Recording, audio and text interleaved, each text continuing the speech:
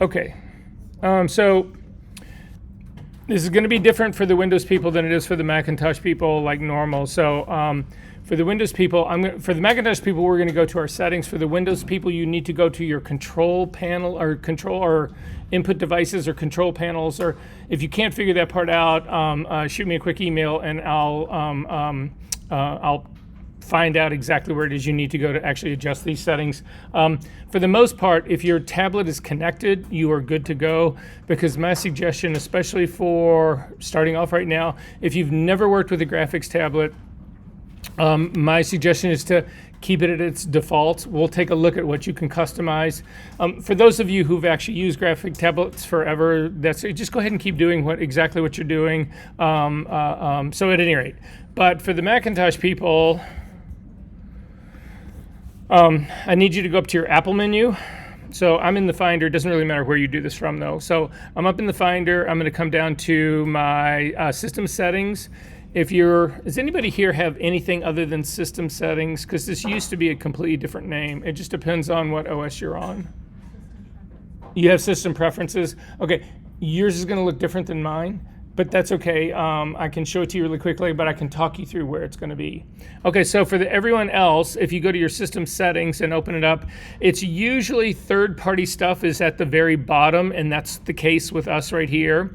You should see a Wacom tablet at the very bottom of your system settings. Now, this is all predicated on the fact that you've already installed the software. So the software that I gave to you that's in week number 1 had installers for Wacom software. If you haven't run that stuff yet, then this thing is not going to show up. And in all likelihood, your tablet is not connecting. Is anybody having an issue with their tablet connecting?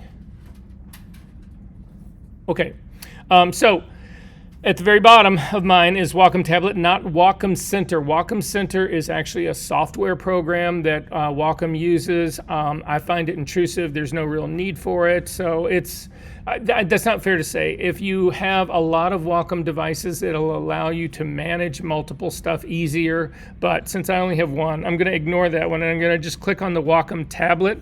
And it should open up a preference panel for you to actually adjust preferences in. Yep, great, thank you. Everybody on the sign in, right? Okay. Oh, no. You guys just want to see me move and shit, don't you?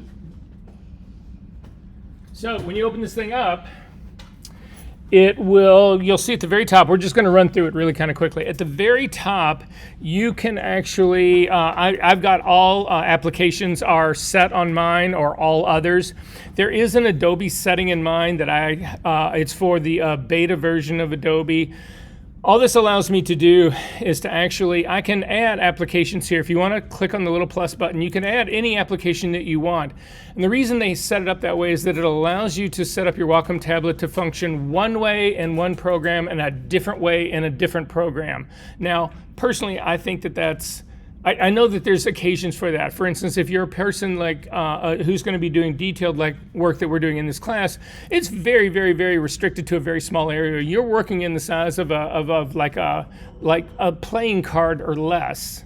But if you're a painter, if you're somebody who's doing, working in any of the painting programs, and you want to do big, broad, sweeping strokes and that kind of stuff. If you're that kind of person, you want a big tablet and you want to be, flying all over the screen.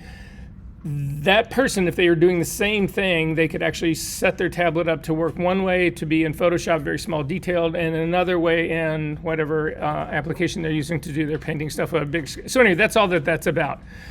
In my case, I just leave it at all others, or leave it at all applications, or whatever yours actually says. Underneath that, you'll actually have 4 tabs. One is, now this is all depends on the tablet that you actually have. If you've brought in your own tablet or you have a different version than I've got, these things can be slightly different, but the general theme will be the same. So, the tabs underneath are tablet, how you set up your tablet. If you then click on pen, that's actually how you set up your pen or your stylus. Mapping we'll look at in just a second, and then on-screen controls. So we're going to go back over to tablet again. And in my case, if you take a look at my tablet, and most of you who got the smaller tablets from downstairs in the media center, you'll see that there's a series of buttons that run across the very top of this tablet.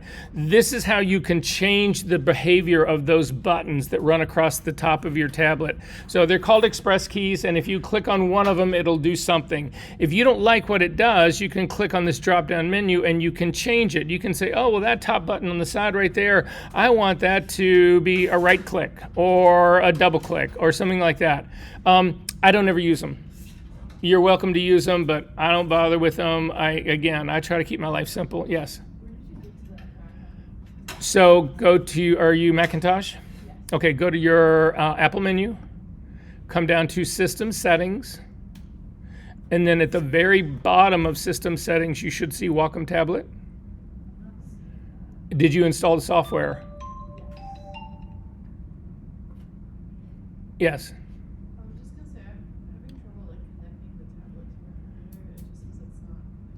Okay, let's follow through the rest of this. During the break, we will get together, because again, I'm just setting preferences right now, okay? So, and we will get together and we'll work out the connection problems. Again, you can get through all of today without having a Wacom tablet, so you guys will be fine. Okay, so anyway, tablet at the top, these are the modifier keys. I don't ever use them. This also, mine is a wireless version, so it's connected via a Bluetooth, but it needs to be charged. So this just gives me my battery level. So I've got 73% of my battery. I'm in good shape right here. You'll see that there's an options thing down at the bottom. If you click on it, this will actually give you some other options in here. Again, this just gets deeper into the weeds. I suggest you don't go here yet until you're really comfortable in using one of these things. So the next thing over, the next tab over is the pen tab. This is actually how you can configure your pen tab. If you take a look, I don't call it a pen, I call it a stylus. If you take a look at your stylus, there is a blunt end and there's a pointy end. And this is supposed to resemble exactly how a pen or a pencil or a stylus works. The pointy end is actually a positive thing. So when you put it down on your tablet, it allows you to draw and to paint and to do that kind of stuff. So again, you will be, when we're in Photoshop, this is how you would actually lay ink down. I call it ink, but you guys know what I'm talking about. Electronic ink, digital ink. It allows you to paint, to lay down, that kind of stuff. The opposite end is an eraser. So if you actually want to flip it upside down and you're still in Photoshop, you can actually erase those marks that you've laid down using it. So it works pretty much the same way. One of the mistakes that people make when they very first start working with Wacom tablets is that they'll pick up their stylus and they don't pay attention to whether they're doing the stylus end down on the tablet or the eraser end down on the tablet. And if you don't have any marks on your image at all and you use the eraser end down on your tablet, you don't see any change. You're not aware of anything happening because there's nothing down there to erase. So just be aware of that. So we have talked about on various ways here to fuck with your roommate. So the one that you hate, right? So what's really funny about this, and I don't know, they seem to have gotten the software a little bit better, so I can't swear to you that this is going to happen, but this used to be the behavior that happened for Wacom for years. If you take your stylus and you just lay it down on your tablet flat like that, it will completely fuck with your mouse. Your mouse will not know. I'll try mine right now. Nope, actually mine is like running all over the place. So you don't like that roommate? Turn a Wacom tablet on, connect it to their computer, and then put the stylus on top of it, and then hide your tablet underneath, hide it in a drawer, put it somewhere where they can't find it. It will drive them out of their minds because they won't be able to get their mouse to work. That's kind of mean, isn't it? Kind of like that.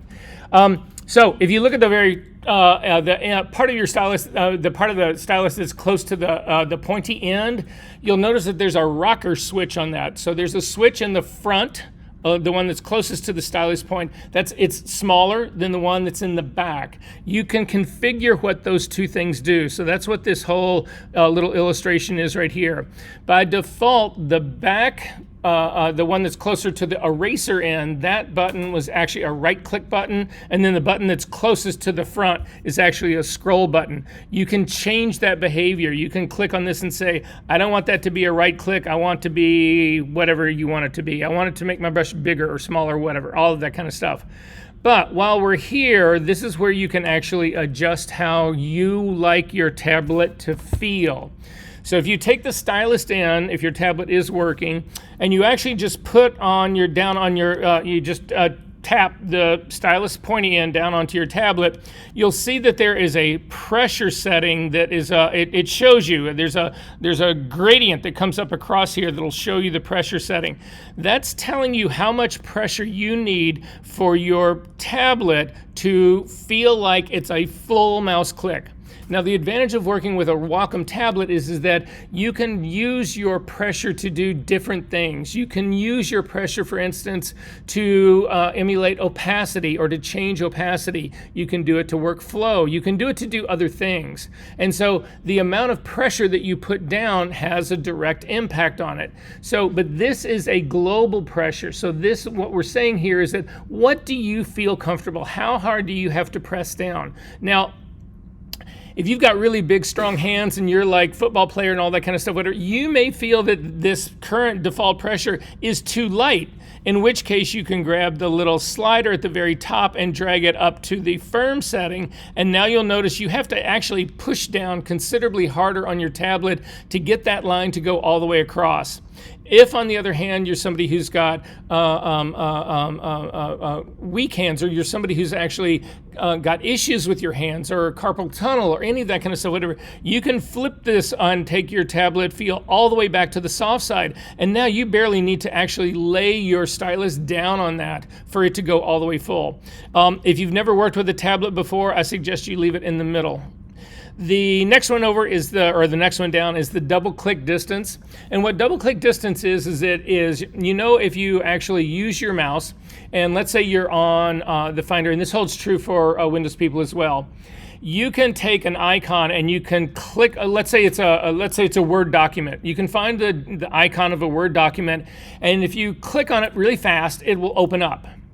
However, if you click on it once, it'll select it, and then if you pause and then click on it again, it will not open it. It just selects it again. That's all it does. That's what double click distance is. It's how quickly do you need to tap twice for it to actually open something. Some people find that with a Wacom tablet, when they're working with it, that it's too sensitive. They feel like they go down just to actually lay down some ink or something like that, and it turns out to be a double click and it's trying to open something or select something or do that. You can control that here in this tap double click distance. If you want it to be a longer space interval between what is considered a double tap, then you crank it up to large. If you want to completely disable it so that no matter how many clicks that you do on here, it will not be considered a double tap, you can turn it off right there. The next thing up on the tabs going across underneath the application part is the mapping part. So in the mapping part, what this does is that you should know that there are Wacom tablets that have a mouse that goes with it as well. Ours don't. So you'll see there's a pen setting and then there's a mouse setting. If you did have both, then you could control these independent of one another.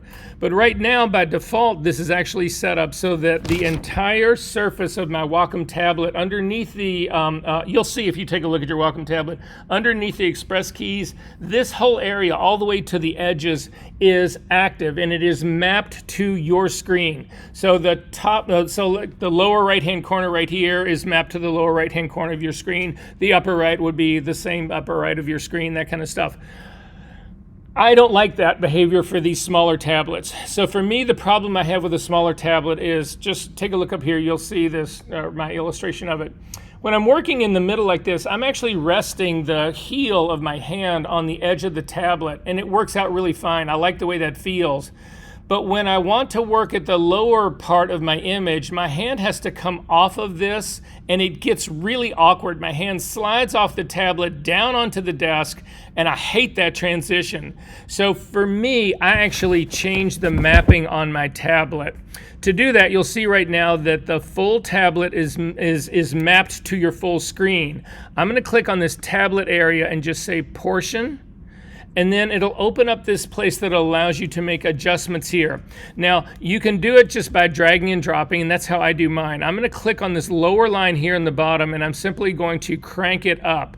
And what that does is that now basically makes the lower third of my tablet no longer responsive. Everything, now what's going to be mapped are the corners. It's still the corners that are in this selection area right here, that's what's going to be mapped to my screen.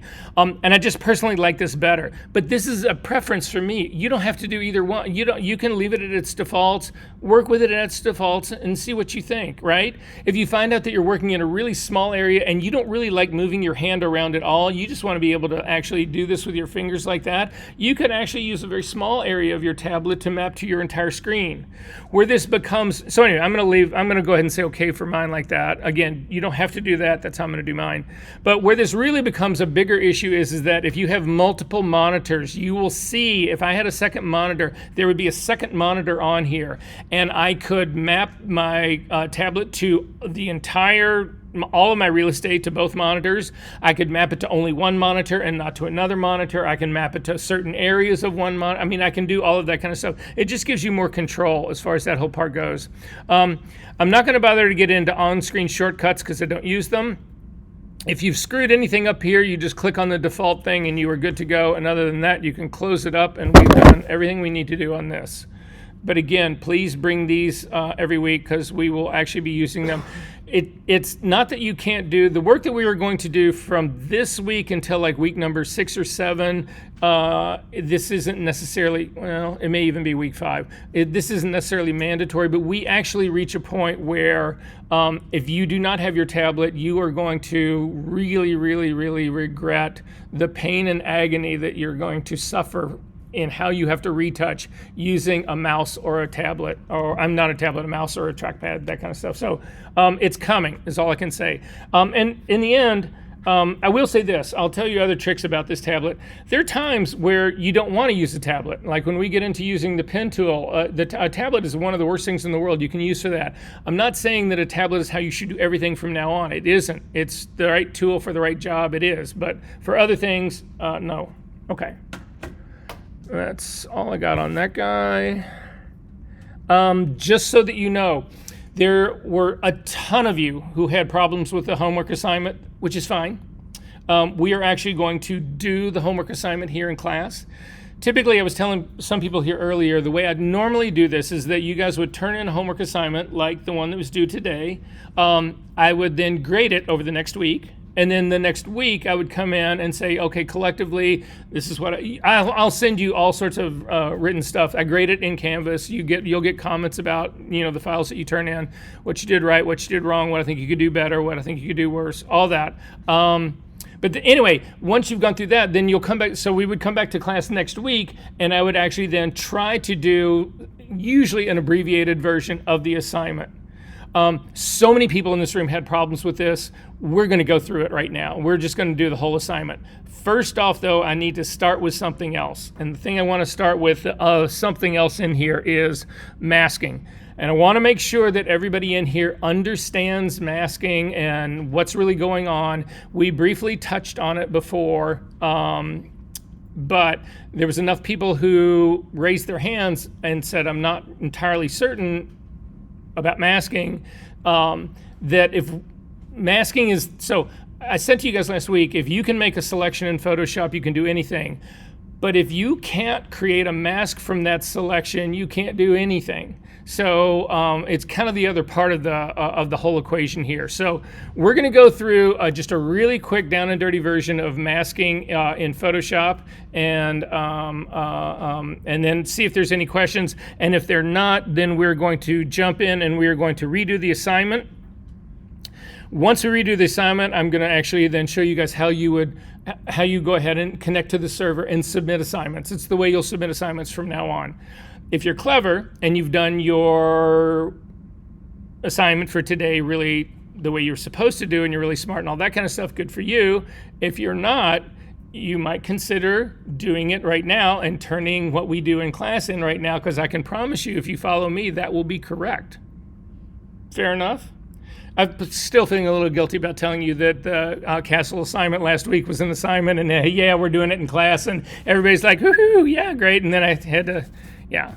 Well, at least I was doing it because I'm trying to reduce the amount of homework in class, so at least, I try, right? All right, so blah, blah, blah. So anyway, I need everybody to jump into Photoshop really quick.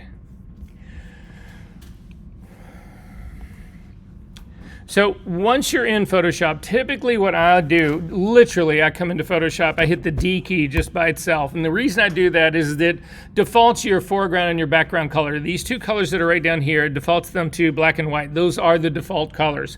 That doesn't mean you have to keep those colors, you can change them. So if you click on your foreground color right now, I would like you to make your foreground color a pure red. To do that, simply come over to the little radio buttons that are in your color picker, select the space that's right next to the red radio button and type in a 255. That is a pure red as far as the red channel goes. Hit the tab key, 0 for your green, tab key again, 0 for your blue, and you should see a new color. You should see basically this color readouts right here show you the color that your foreground color is currently, and then what the new color is going to be.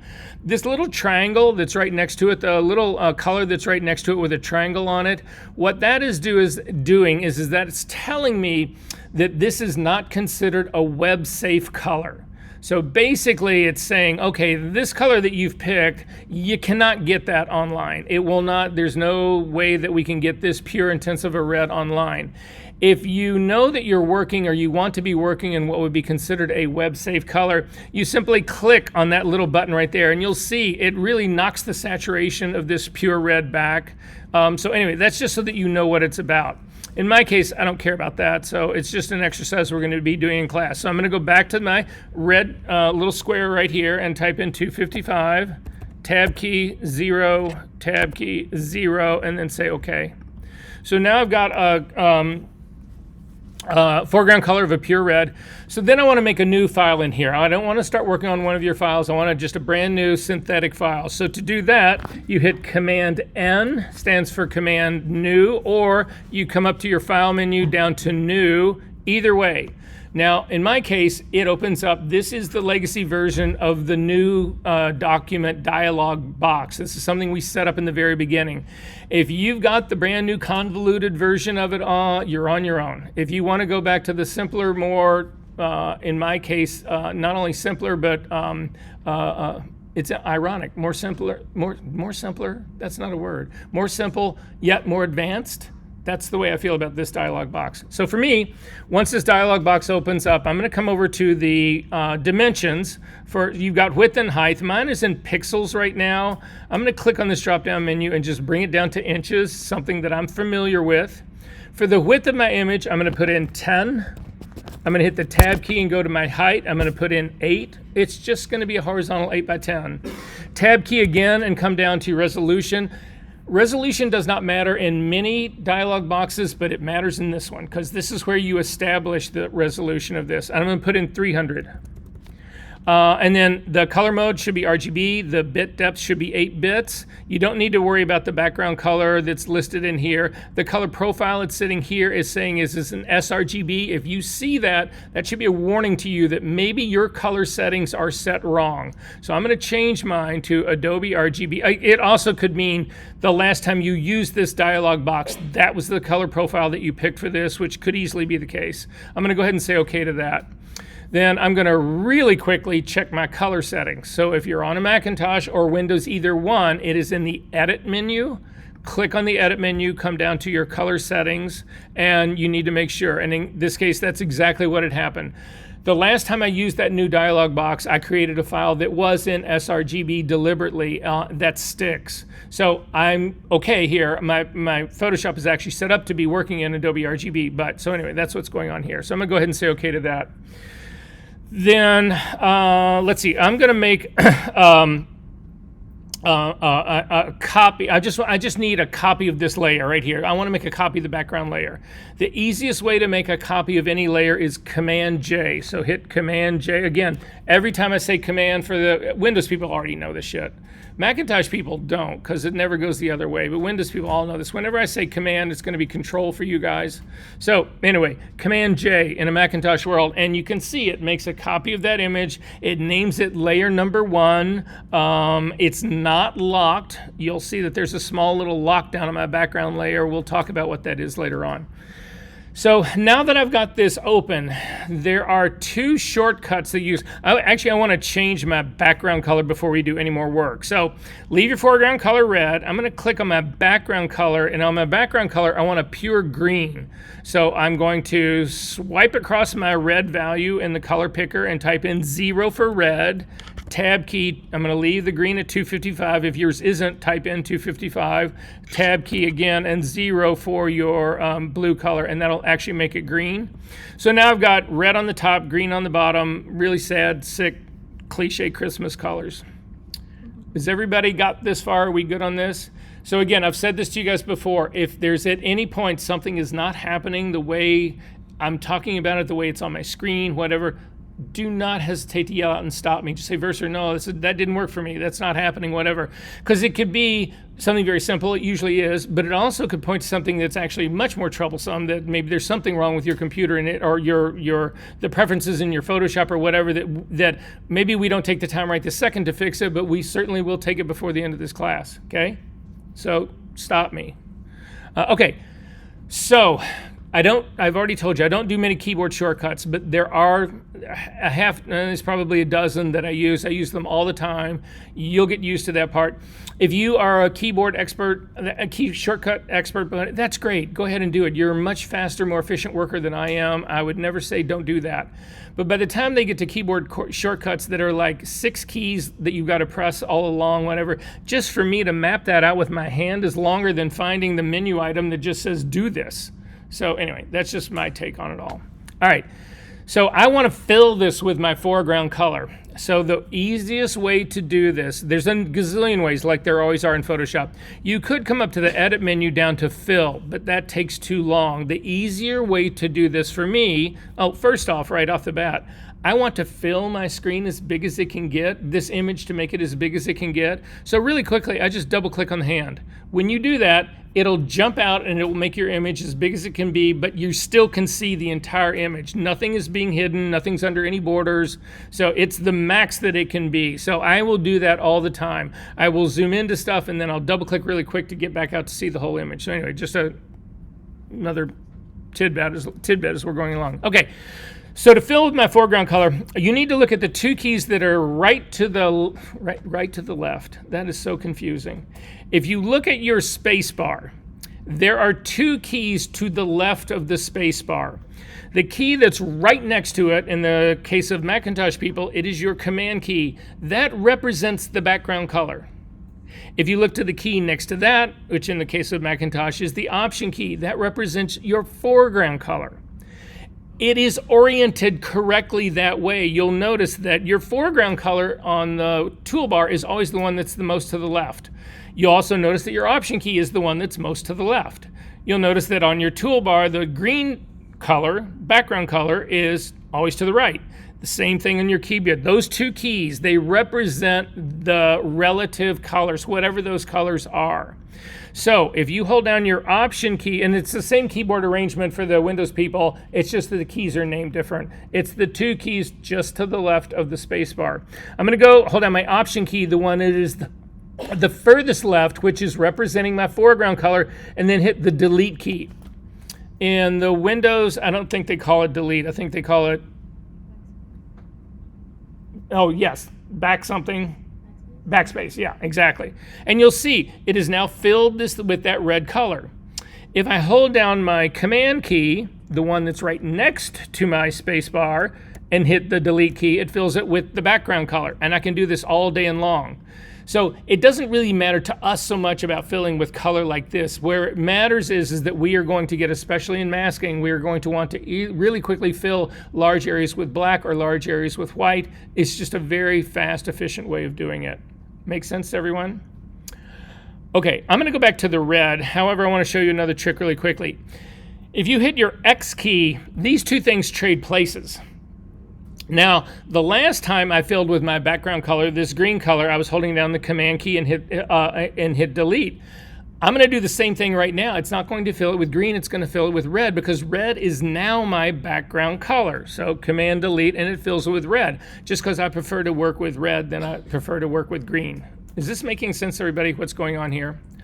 Okay, So now we're going to add a layer mask to this thing. To get a layer mask on here, again, there's a million ways of doing it. You can come up to the layer menu and you can find layer masking on here someplace. I don't ever use it, so don't ask me where it is. For me, I always simply go to the icons that are at the bottom of my layers palette. So the bottom of my layers palette, if you go all the way, the little icons all the way to the far right-hand side, is the garbage can. If you click on that, it's going to throw the layer away.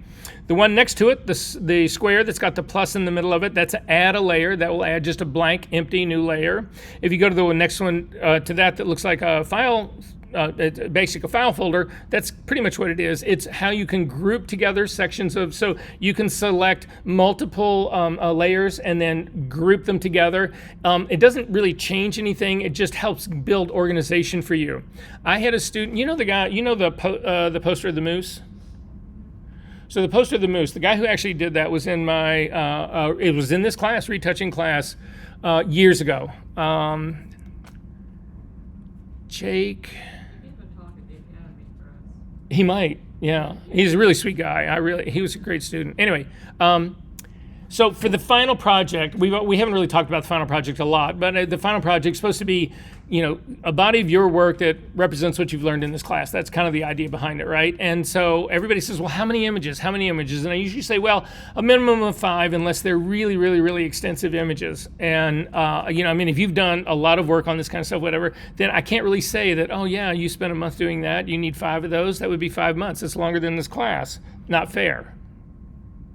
By the same token, if you do 5 images in an afternoon, that's not a final either. So anyway, so he comes to me and he says, first, sir, I've only got a single image for my final. And I was like, Jake, that's a problem. And he goes, well, I've been working on it for the last year. And I was like, oh, okay. 300,000 layers in his image. Yeah. And he had great organization, and that's where groups come in. But it was insanity. It was insane. I've never seen anything like it. I've never seen anything like it before. I've never seen anything. There's illustrators who do shit like this, though. If you look up, I want to say it's Bert Mulroy, something like that, whatever. He's an illustrator guy. He does really hyper-realistic illustration stuff. He does it all in Photoshop. And his file structure, it gets into the very, 500,000, 500,000 layers is nothing for him. It's insane. Anyway, okay. So I don't know why I went down that road, but I did. Okay, so explain it on the bottom. So the next one over, the circle that's half black and half white, if you click on that, that's all of your adjustment layers. It's just, they're all right here. That's why I don't bother to use the adjustment palette in all of this. The one next to it is the layer mask one, which we're gonna come back to. I just wanna make sure I get through all the rest of them. The next one that has an F, a little X under it, is styles it's styling your layer. It's not styling text or any of that. It's styles for your layers. We'll look at those way later. And then the last one is chain link. It's how you can group layers together so that if you move one of them, it moves anything that's linked to it. Anything that's chained to it will move in exactly the same, no matter where you put it or anything else. So anyway, in our case, we just want to add a layer mask to this. If you click the square that's got the white square that's got the little dark circle in the middle of it, you'll see that it adds this other thing over onto this top layer that I've got right here that is filled with white. And the reason this thing is filled with white is because in a mask situation, they say, again, the saying goes, white reveals, black conceals. So right now, we are not hiding any of this layer. That's why you're seeing all red in this layer. However, because it is white, I don't want anybody to get confused here really quickly. I want to go back down to my background layer, and I want to fill that background layer with green. I want you to be able to see the difference in these. So click on your background layer. You'll notice when you click on that icon of your background layer that it gets a little white border that goes around it. That border indicates wherever you are working. So right now we have 3 possible places that we could be working. We can work on this background layer that I've selected. We could work on the red pixel layer that's on the top, or we could work on the layer mask. You need to make sure you know what it is you're doing, where you're actually doing it. So I'm going to come back down to this background layer at the bottom. I want to fill it with green. Green is a foreground color for me right now. If yours is a background color, use the correct keyboard shortcut for that. But in my case, because it's my foreground color, it's going to be Option Delete. And now when I actually work with my layer mask, it should reveal that part that's underneath. So I'm going to go back up to the layer mask that's on my layer number 1, the red layer. Make sure that you click on the mask and not on the image. And now I want you to take a look at what's happened to our background and foreground colors. They are no longer green and red. And the reason they're not green and red anymore is you cannot have color in a mask. You can only have tone. Now you can have the whole tonal range. You can have 0, which is black, all the way up to 255, which is white, but you cannot have any color in it. And you'll notice if you select the red part of that layer again, it'll go back. It remembers the foreground, background colors that you had. So the reason I tell you this is that layer masks are like channels. In channels, it's the same thing. You cannot have color in a channel. Now, if you look at your channels right now, if you look at this thing that says RGB and it says, oh, well, that's color in a channel. That's actually true, but that is not a real channel.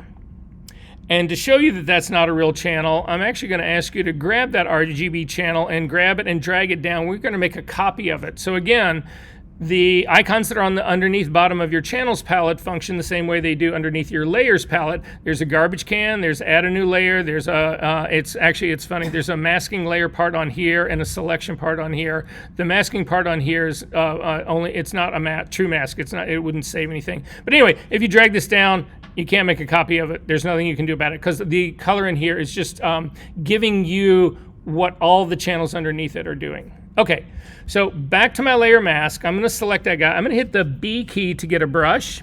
Now in this case, I've got the colors that I've got now, are not the colors, the tones that I have in my foreground and background were based on those red and green, the tones, the luminosity of those red and green. I don't actually want that part. I want to actually work with black and white in this color layer on my layer mask right now. So again, if you hit the D key, it will default them to black and white again. If you hit the X key, you will then make black your foreground color. So now what I'm going to do, I've got a brush picked, I hit the B key. Every time you do this, you should look up at the very top of your options bar. I'm going to click on the drop-down menu that's right up at the very top that's got a number next to it. This is the size and the hardness of your brush. My brush is completely hard. It's about 500 pixels. That's fine. To get out of this, to get this flyout menu to go away, because right now I don't want to come out. I could click on my screen right now to get rid of it, but that would put a mark on my screen. I don't want to do that yet. I want to control that when I want to control that.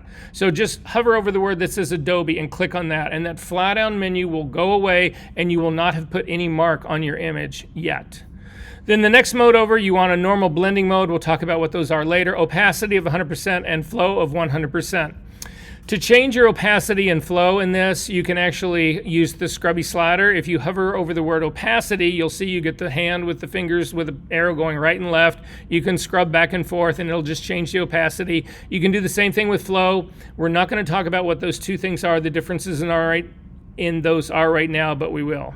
So, working on my layer mask with black as my foreground color, I'm simply going to paint across my image. And you can see that I've now put a black something onto my layer mask, and it is allowing the green to show through.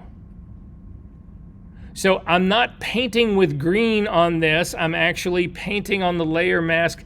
It hides the red and allows whatever's underneath it to show through. So to see what that actually means, I'm going to hit the X key to make white my foreground color. Now I'm going to be painting with white on my layer mask, and now as I come across that same area, you'll see I've painted white on my layer mask in this area, which then again, it hides what's ever underneath you. It reveals what's on the layer that it's actually on. Is this making sense to everyone? We good on this part? Okay, if you hit the G key on your keyboard, it will select the gradient tool. Once you select it, we need to do some investigation. So when you do it, hit the G key, come over. The tool is right in the very middle of your tool bar right here. If you click on the drop-down menu, you will see that you have the gradient tool or the paint bucket tool. If you used the paint bucket tool in the past and you haven't changed this, when you hit the G key, you're going to get the paint bucket tool. I don't know anybody who still uses this tool, but anyway, I'm going to click it again and come back to gradient tool because I don't want to use the paint bucket tool. But then again, up at the very top, we've selected a new tool. There's options that sit at the very top. You need to go up to the top. And the first thing you need to do is click on this drop-down menu for the type of gradient you want to use. They have changed the gradient tool, and if you've worked with it in the past, and when they changed it, it's been a couple of years since they changed it. It's not like they've changed it, but right now, the gradient tool that ships by default is far more complicated than the classic gradient that I'm going to work with underneath it. And so until we really get into working with gradients, I'm going to actually ask you to change yours to the classic gradient. Once you do that, the preview sort of that's right next to the right of that, if you click that drop-down menu, and it'll open up, you should have a set of pre-canned basic gradients. So if you click on that tool and drop it open, does everybody get this drop-down menu part opened up? Up at the very top, click and open up the group or the folder that has basics in it. You want to select the very first one in the front. The very first one is foreground to background. The one that's in the middle right now is foreground to transparent, and then finally the one on the very end is just black and white. So these first two are based on your foreground and background colors, and it's these, so it's fine. Just pick the first one. Then finally, as you go across the very top here, again, I'm still heading to the right, there's 5 types of gradients that you can use. So we are going to explore these gradients actually using this layer mask. However, I want to start without anything showing. I want I want my layer mask to be hiding all of the green and just showing the red. So again, right now, white is my foreground color. So with my layer mask selected, you can see the little brackets are around it. If I hold down my Option key and hit delete, it fills the entire layer mask with white and it hides all of the green. Is this making sense to everybody what's going on here? Okay, great. So I'm going to hit the gradient tool again, make sure I have it selected. Then I'm going to come over and you'll see when you bring your tool out on top of your image, again, make sure you're on the layer mask, that you're working on that. You'll see it gets, there's an X. And what that X is it's showing you basically where you're starting. So I'm going to start in the middle on the left-hand side, and I'm going to click and I'm going to drag over, still holding my mouse down all the way to the right-hand side. Now you can do angled gradients. If you want your gradient to be perfectly horizontal or perfectly vertical, you add the Shift key to this, and you'll notice that you can't actually, it'll go simply straight across. Come over to the other edge and then just let go. And in this case, I did not explain what the other gradients were up at the very top, so let's hit Command Z to undo that and go over the ones that are at the very top because I had mine set to a circular gradient. So the ones that are at the very top, so again, I've gone the type of gradient, classic gradient, I've gone the kind of gradient, the foreground to background. So the first one is a linear gradient. So select the first of those little icons that's at the top, and then we're going to click and do that drag again all the way across the image. So click on the left-hand side, hold down your Shift, hold down your mouse, hold down your Shift key, go all the way to the right-hand side and let go. This is a gradient. Look at your now layer mask. You can see on your layer mask that the area that is white over here on the left-hand side is showing the red. The area that's on the left, which is black, is hiding the red and you see the green. The area that is in the middle, which is middle tones, is mixing the two together. Does that make sense? If you hold down your Option key and you actually click on the layer mask, it'll show you the layer mask. So this explains it. The area of the mask that is white is showing red, the area that's black is hiding the red, and you see the green as a result. And then the mid-tone shit in the middle is hiding some of the red, letting some of the green come through, and they mix. That's why we're getting this yellow color in there. If you want to hide that, again, hold down your Option key and click on the layer mask again, and it'll show you your image again. If you want to hide the layer mask temporarily, hold down your Shift key and click on the layer mask, and you'll see it puts a big red X on it. And then you only see red because the layer mask is still there. We haven't lost it, but it's still there, but it's hidden. To show it again, hold down your Shift key again and click on the layer mask again, and you'll see it actually complete. Is this working for everyone pretty good? Okay, really quickly, I want to open, you guys are going to get damn tired of this fucking red car. The red car again. So in our class number, it's in both class 1 and 2. Actually, my one, and don't do the one from class number 1, that's a JPEG. So from class number 2, red car, double click on it and open it up, red car. So again, I don't use tabbed imagery. I don't use tabs in my Photoshop, so you can see, I now see both of these discretely. However, I also see when I went out to the Finder to get the car, that window is still there as well. To get rid of that window, come up to your Photoshop, the name Photoshop, the menu part at the very top, and come down and you want to pick Hide Others, and that thing will go away. Again, with the car selected, and I can see it is the one that's selected because it's the one that I can see actually in the layers palette. If you double click on the hand, it'll make the car as big as it can be, but I can still see the whole thing. I'm actually going to load a selection of the car. So the way you load stuff in Photoshop, and what we're talking about now is loading luminosity, you use the Command key to do this. So just do this for me really quickly. If you hover over so I'm on the car image, I'm hovering over the small icon on the layers palette, I'm hovering over it. I'm so sorry, I can't open it because of the disk error. Are you doing it off your hard drive? No.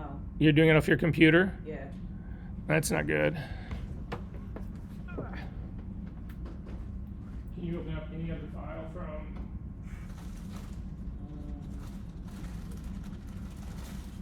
Nope.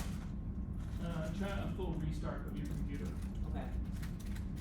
And if not, you and I have got to look at that. That could be permissions problem. Anyway, if you hover over the icon of this image in the layers palette and you hold down, again, a Command key in the Macintosh world, Control key in the Windows world, look what happens. You'll see that there's a circle with a line through it. That's because this is locked. So I'm going to make a copy of this first, Command J. Now if you hover over the copy of it that is not locked and hold down that Command key, you'll actually see that the hand changes. So I'm using the hand key, the hand version of this right now, that the hand changes and it puts a little square underneath it that's got little marching ants around the square. Has everybody got that part? If you click on this, it will actually then load this thing as a selection, right? And you can see I've got borders going all the way around it. That's not what I want. What I want is the real luminosity of this. So, yes? What tool did you just click before? I missed that. How far back?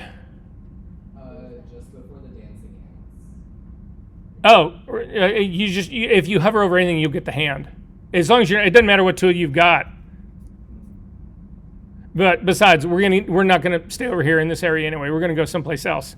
So to get rid of a selection, because I got marching ants going around this whole thing, Command D will deselect. And now I want you to do the same thing on the channel. So come over to the channel side, the RGB channel, which is the composite one up at the very top. Again, I told you that this is not a true channel. It has got luminosity, but it does not have color. The color that you're seeing is an illusion that that Adobe just provides for you. Hover over this guy, hold down the Command key. You'll see that you still get that hand with the little square and the marching ants. Click that one and you will see all of a sudden all this marching ant shit is happening on your image. What that's done is it's just loaded the luminosity of this image. To see what that really means and looks like, come up to your Select menu, come down to Save Selection, and call it Luminosity.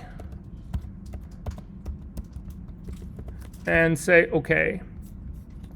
then you've still got the marching ants. Hit Command D to deselect. If you scroll down, you will see at the very bottom, I've actually got two of them on my, I've got one that's was on there already, but the one at the very bottom, luminosity, I pick it. It's just the luminosity of the image. It is the grayscale of my image. Does that make sense, everyone? What's going on?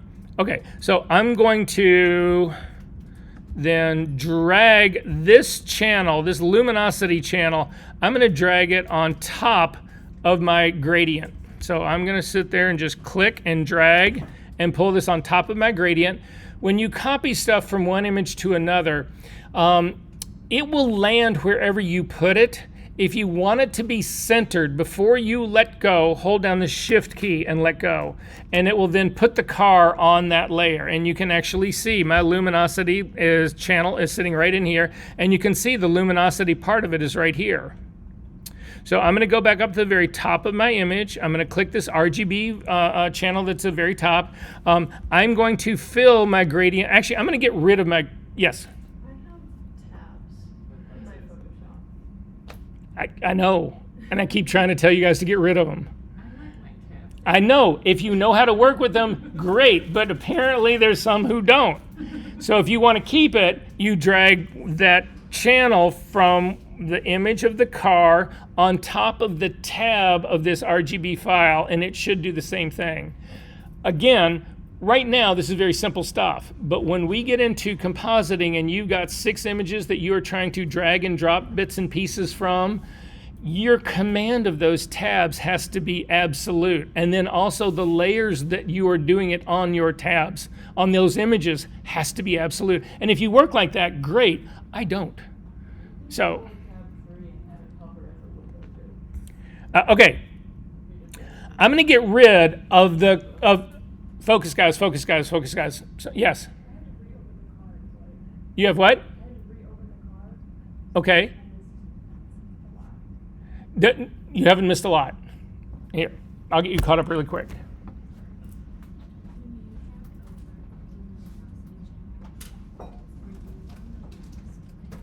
Okay, you got the car. Perfect. Hover over the RGB thing with your cursor. Hold down the Command key. Don't have to. Yeah, that's not. No, you're fine. Up to the select menu. Save. Save. Nope, that's low. Save. Good.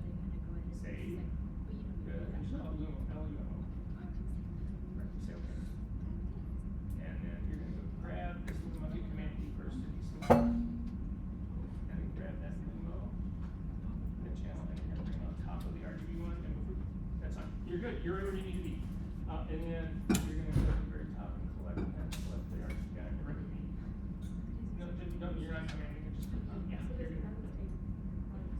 You keep going back down to the car. You're only going to be working the RGB one right now. Don't worry about the car.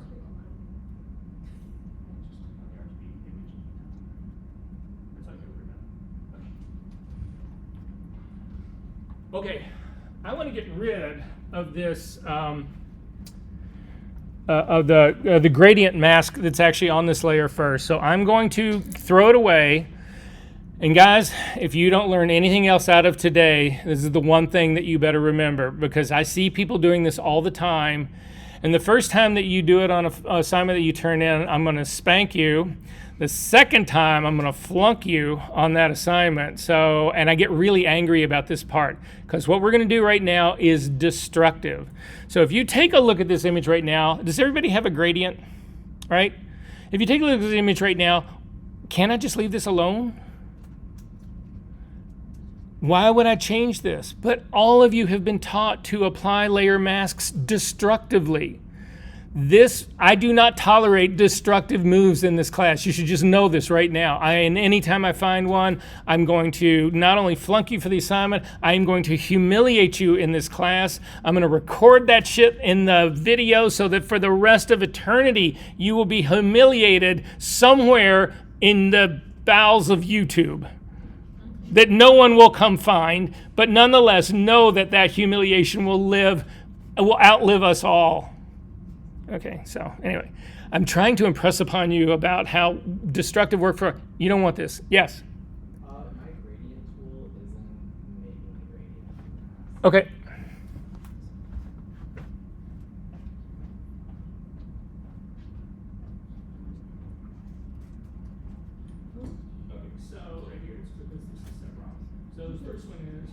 drop it. Drop that right there.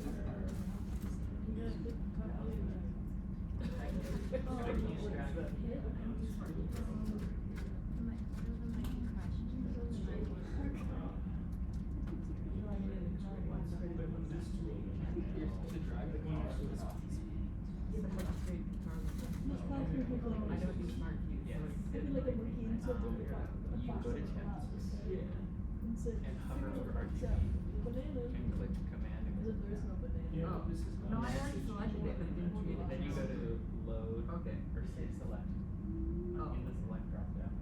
Okay. So then you save it as How I can do it. I You got the selection.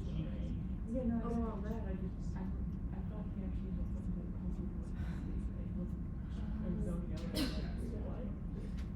And then you save it, yeah, there. and then you drag the luminosity Again, this is the kind of thing that you look for that's wrong. Because you've got a background and foreground color that are black and white. You are only getting a little gray in there, so click on, yeah. But come over here and just click on the gradient that icon right there, and then click pull across the screen. We need to figure out something. Hit Command D so you want to select you go and try again. Anyway, just watch this part, don't worry, because again, this is no assignments, anybody's turning in. Yes? Okay, so I'm trying to drag my luminosity to the next tab, but it's dropping over. I don't have everything set up exactly. Okay, so you're gonna grab this on top of the tab, and I go, and then go to the tab. Yeah, that's why I don't use tabs. Anyway, we'll figure it out, we'll figure it out, we'll figure it out. Understanding that now. Yeah, that's okay. We'll figure it out. Guys, you don't need, this is an assignment. This is just working with tabs. We're going to move on from this really quickly. So, do you still have the gradient though? Yeah. Okay, that's all I'm writing here right now. Everybody still got the gradient, right? So I'm going to ask you to grab the gradient, the whole luminosity, the whole layer mask, grab and drag the layer mask to the trash. And this dialog box will open up and it'll say, do you want to apply this? Do you want to delete this? Or do you want to cancel? You've got two options, not three. You've got two. There's a rare case where you've got three, but not many. You can cancel, and if you hit cancel, nothing will happen. You'll just have it. If you hit apply, then it's actually a destructive move, or you hit delete. If you hit delete, it simply will throw your layer mask away. So hit delete first. And you'll see your layer mask just got thrown away. There was nothing destructive about it. I just got rid of it. Hit Command Z to bring it back. And then drag it to the trash again. Click on it and drag it down. This time we're going to apply it. And what you'll notice now is your gradient looks exactly the same. But if you turn off the eyeball for the background layer, you will notice that you are missing a huge part of your red layer. That is a destructive move. There is no way to recover from this. If you save this file and close it, this is baked into your file. Why would you do that? Even if you turn the green layer back on, it looks the same as when you had the gradient mask, but you just destroyed half of that, more than half of that red layer. Does that make sense? You never do this. You can't recover from this. You just leave your layer masks on there forever. Then you can change them 50 years from now. You can go back in and modify it. But I don't know where you guys learn this stuff, and it's not just you. I have fought this fight since I've started this class years ago. I don't know who the fuck teaches people this stuff. It's some really bad YouTube shit, but I'm guessing it's Photo Practice 3. Yes. I'm sorry, what about what? What about like merging layers? Again, if I can avoid it, I avoid it. So we'll talk about how to work with all of that kind of stuff later. Okay? All right, so I'm going to hit Command Z again to actually bring it back. I am then going to throw this away and get rid of it, truly get rid of it. So I'm going to simply drag it down to the trash. And again, I'm going to delete it, not apply it. I get the whole red layer. What I want to do is see what this car thing is actually going to do on my image, the luminosity of it. So to load the car luminosity, we can do the same trick we did when we made it. We can hover over the car. So I'm hovering over the channel of the car. Hold down the command key. Your hand will turn into a little hand with a little marching ants around it. Click on it. You can see it's loaded the luminosity right in the middle of this image. And then simply come over and say add layer mask. So I'm going to come over to the bottom of my layers panel, click on add layer mask. And now what this thing has done is, look at the layer mask. All of the part of the layer mask that was black is hiding the red, and that was the whole surround of the image. The rest of it, if you zoom in, again, to get the zoom tool, the easiest way to do it, no matter what tool you have selected, hold down the space bar and the command key, you'll get the zoom, you'll get the magnifying glass. If you then click on it, you'll zoom into this. If you add the option key, you get the minus magnifying glass, you can zoom back out. But what we have now just created is what is called a luminosity mask. But if you hold down the option key and click on this mask, you can see it's just a black and white image. But where this image is white, it's allowing the red to show through. Where it is black, it is hiding the red. And then where it's those middle tones of gray, it's mixing the two together. Is this make sense what's going on here? So you can transform masks. So for instance, we're not going to transform this mask because it'll actually transform the whole image, and I don't really want to do that part. We can blur the mask. So I'm going to go back. I'm going to hold down my option key again so that I can see the whole image. But now I've got my mask is selected. I'm simply going to come up to the filter menu, down to blur, down to Gaussian blur, and I'm going to blur the shit out of this. I'm going to whack it up to like, I don't know. Ooh, too much. To like a 7 or 8. Again, it's just blurring that image, but the mask, the way the mask works is the same. Wherever it is black, it is going to be hiding this red layer. Wherever it's white, it's going to be showing it. And then those middle shades of gray, mix those two together depending on how much gray you have. The closer you are to black, the less red you have. The closer you are to white, the more red you'll have. Is this making sense to everyone? Are we good on this part? Questions about this? This is really key, and it's going to be really key to the assignment that we're doing today. Okay, so I'm going to call this 210. Let's take a hard 10 break, guys. I'll see you back here at 220. And you can throw all of this away. You don't need any of this. For the people who are having issues, if you want to stick around and let's see if we can't resolve. So I'm going to start this. So everybody, please do this with me. Again, it is your assignment 2.2, so you can turn it in. We're also going to develop this file, which we haven't talked about doing. Well, we talked a little bit about it, so that's basically where we're going. All right, so I'm going to go back to Photoshop and make sure that I don't like keeping stuff around like this. People open image after image after image after image in Photoshop, whatever. If you're done working with it, get rid of it. It takes up a lot of memory and it just slows your workflow down. So I'm going to close this. You do not need to save this. I'm going to get rid of the car. You don't need to save that.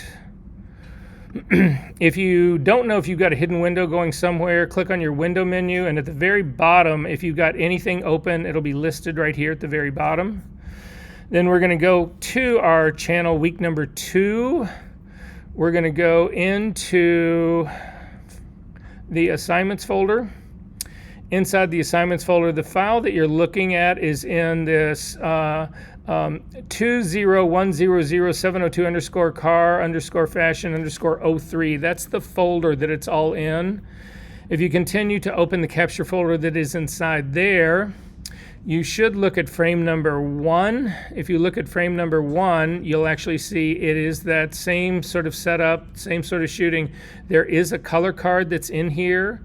I want to make a custom profile using this color card, but I've got stuff in here I don't want. I've got too much in here, so I'm not certain like what this D and G is. I'm not certain what any of this stuff is. So I'm going to get rid of the XMP file. I'm going to get rid of the D and G file, and I'm going to get rid of the other XMP file. And all you should have left is frame number 01 CR2 and frame number 02 CR2. Does everybody have that? Yes. If we have other ones, because we did it, should we just delete those? And just If you've got it, move it to someplace that's safe so that if you want it, you've got it. But otherwise, I don't want, because this gets too confusing. We're going to make a DNG that we throw away and then make another one, and it's just too confusing.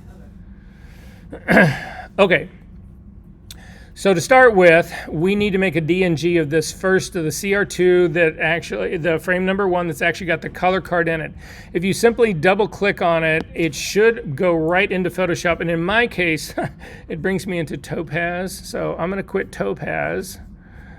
And I am not going to save this. So if you have this problem where when you double click, it's not opening up in the program you think it should open up, come back into your Finder, and I confess I don't know how to change these in Windows, but it's the directory part. If you have a trouble with it in Windows, shoot me an email. I can certainly find out how to actually change this part. But in the Macintosh world, you pick a CR2 file. It can be any CR2 file because we're going to change the behavior for everybody. So I'm going to grab this CR2 file, and then you come up to the File menu down to Get Info. At the bottom down in Get Info, there will be a place where it says Open With and a drop-down menu. Mine is actually set to Topaz right now because I'm testing this program out and it's now taken my computer over. But if you click on that drop-down menu, you can actually pick what version of anything you want it to open in. In my case, I want it to open in Adobe Photoshop 2025, not in the beta version, but in the 2025. If you do not see Adobe in this drop-down menu, you can come down here to Other, and that will allow you to navigate to it, but it's usually pretty good about this part. I'm going to go ahead and pick that. And then once that one's picked, if you want it just for that file, you're good. If you want all of your raw files to open in Adobe Photoshop, whatever, you click on this Change All that's right underneath it. It's going to say, you sure you want to do this? I'm going to say yes. Then you can close this up. And now when I double click on the CR2, it will actually open up into Camera Raw. Yes? For Windows, you just right-click the second thing down, it's Open With, and if you choose another app, you can set it as default. Perfect. I love that. Right click. Steve Jobs hated right clicks. Steve Jobs' theory was if you only have one button on your mouse, you cannot pick the wrong button, which is it's a very clever way of designing. But if somebody would have to come into my house with a gun and take my 2-button mouse away from me. It just makes so much sense. Anyway, all right, so has everybody got this thing open in Camera Raw? Okay, woo! Be one of those days. Up at the very top right-hand side, there is a little box with an arrow that's pointing down at it. If you click on that, it's going to offer to make you something else. In our case, if you use the drop-down menu for DNG, it will create a DNG file version of this file. And unless you've changed something in here, it should put it in the very same location as the CR2, which is what we want to do. So go ahead and click Save to that. Then it's done. It's made the DNG. I don't need to, I'm going to hit cancel here. I don't want to do anything in that with that file again. It doesn't matter. All I was looking for is a DNG version of that. I'm going to go back to my application folder now. And in the application folder for the Macintosh people, you want to click on, I think it's Color Checker, yes, Color Checker Camera Calibration. And the Windows people, why they name it something else, I don't know. Is it just Camera Calibration, Color Checker? Color Checker Camera Calibration for me.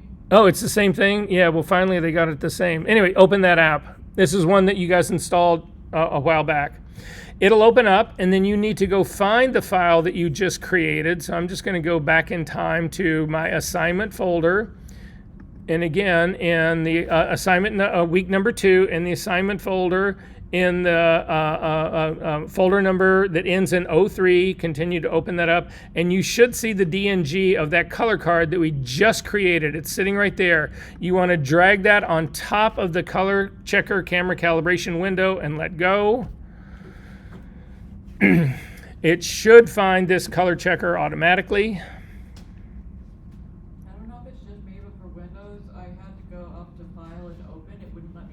Yeah, so if you don't get drag and drop, you come up to the file menu and just come down to add image and then just navigate to that image. Sometimes, you know, anyway, I'm shocked it works at all anyway.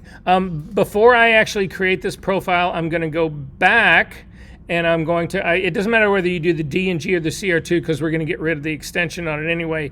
I've got the D&G selected. If you hit the return key or the enter key, it will select just the name, and then hit Command C or go up to your edit menu and come down to copy. We're just copying the name so that I can use the name of my shooting for the name of my profile. And again, I'm not horribly dyslexic, I'm medium dyslexic. And so the idea of trying to look at this and type this into a place where, type it in to try to name that profile is like a nightmare to me. I would never, ever, ever do that. And hopefully I've started this video again.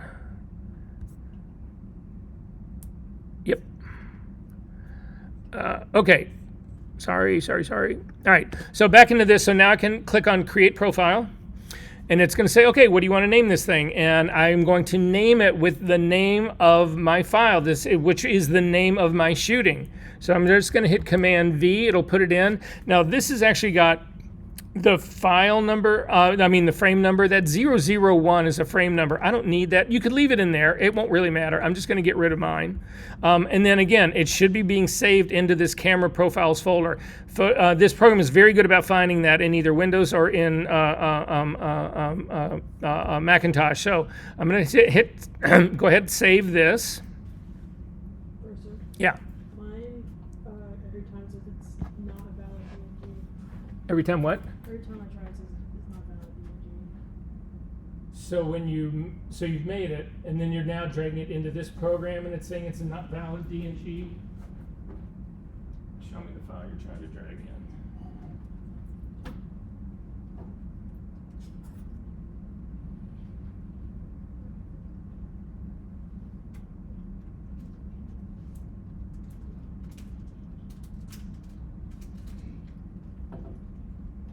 You may have been trying to drag this here too, but did you get this far last time?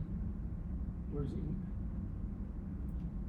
I had to use one that sent me. You've got something really wrong with your computer. We need to get your computer fixed. So you're planning on staying after class, right? Yeah. Okay. Okay. It says the profile has been successfully created. You can go ahead and say okay. And then quit this program. All right, so now we're going to use the thing. To actually use it, we're going to click on the CR2 of the girl. So again, this is now the one that we actually want to work with. So double click on her. It'll actually bring this into Camera Raw. Before I do this, hang on one second. Cancel that. Go out of that completely. We need to, the D&G that's in here right now that we just made, you need to throw that away. So I've only got the original 2 CR2 files again. Everybody good with that part? Again, I made that D&G to create my profile. I don't want to work with it. I just made it to create my profile. So now I'm going to work with the profile, not that. Does that make sense? Okay, so up to the edit menu like this. You need to select both of these files. So you need to select the CR2 that has the color card in it, and you need to select the one that we're actually trying to work on. And open those at the same time. So just Command O will open them both. And you will see, in this case, depending on how you have your preferences set, you'll have thumbnails on the left-hand side or you'll have them along the bottom. It doesn't really matter. They both work the same way. So on the one on the left-hand side, mine on the left-hand side, you want to pick the image that's actually got the color card in it. This is where we're going to do the lion's share of our correction for color, is right now. So to do that, in the profile menu that's up at the very top, so if you look underneath your histogram, there's edit and then there's profile. You want to click on the little 4 squares that's got, or the 3 squares that's got the magnifying glass. It's the browser to find profiles. Click on that. It will open up a series of thumbnails for you. Then you'll see that there are other profile possibilities. There's artistic, adaptive, black and white, but there's also this one that says profiles that is right underneath the standard version. You may have another thumbnail that's above yours, but you're looking for the profile one. If you click that to open, this is where your custom profiles are. And you should have one in here that you have just made. And I'm going to hover over this one. Yeah, so I've got one that doesn't have the frame number. So you should have one that's been named the one that we just created. Has everybody got that one? Yes. I have the one that we made before, but the one that we just made. Okay, well then use the one you made before, because if you did it right, you're good to go. Okay, so I'm going to go ahead and click on that, and that applies the profile to this image. Then I'm going to click on the up right underneath my histogram, the back arrow. That will take it back, and you'll see the profile has actually been loaded in here. So that's my first move, but that's not all of it. The second one is, this is just corrected for my sensor. This has not done anything about color balancing or white balancing, so I need to do that next. So I'm coming down to the white balance tool in the next panel down. It's the little eyedropper. I'm going to click on that, and then I'm going to hover over the color card that's in there. I'm going to hold down my space bar and my command key and click once to zoom in on this. And then you should know this about this. I typically just click once, and I use the gray patch that is right next to the red. You don't want to go to the white patches, the ones that are too light. They don't give you enough room. They don't give the curve that it uses to do color correction enough room to actually do color correction. The dark ones have the same problem, but the dark ones are even worse because you don't see color casting in three-quarter tones and shadows. You don't see, that's not where you see this stuff. So anyway, you can click on this once, and that will actually, whatever single pixel was right underneath that click is what it's been white balanced to. But a lot of people suggest that a better way of doing this is to click and drag inside that area. So you can see I've got a little set of marching ants. You do not want to touch any of the borders. You don't want this to hit any of those black borders. But what you're saying is that I want you to sample a bigger area than just a single pixel in this, because if there's something fucked up with your color card, it can throw this whole thing off. So now we've actually white balanced it, and we've got a color. Profile assigned to this. So, but now I've done all the work here. I need to apply all of those changes to the image that doesn't have the color card. So to do that, you hover over the thumbnail that we've been working on, and in the upper right-hand corner, you'll see 3 little dots, and then you'll also see a square with an arrow pointing down. Click on the 3 little dots, and you're going to do select all. What that means is if you had 5 thumbnails that were open in there, it would select all 5. So in this case, I've only got one other, so I'm just going to do select all, and you'll notice it puts a gray border around this second one. So the one that's got the color card in it is still our primary one, but the other one now has been selected as well. Then go back to those same little 3 dots in the thumbnail of the image that's got the card in it, up in the top right-hand corner of the thumbnail. Click on your drop down, and you're going to do sync settings. And when you do that, it's going to open up a sync setting dialog box. This is a place where if you have done a huge amount of work in Camera Raw, you can be very specific about what you want to sync and what you don't want to sync. Yes? No, it's fine. It's exactly what I've been asking you to do. Thank you. You get the gold star today.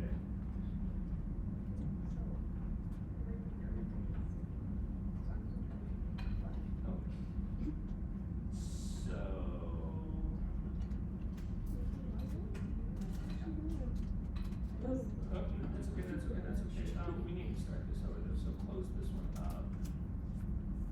Yeah, because you got, this looks like this is still somewhat open. Close this one up as well. Yeah. So then we need to start your profiler again. So go to your application folder and go and launch it. And then we need to find that DNG that you just made. And since that's there, and grab that DNG and drag it on top of this.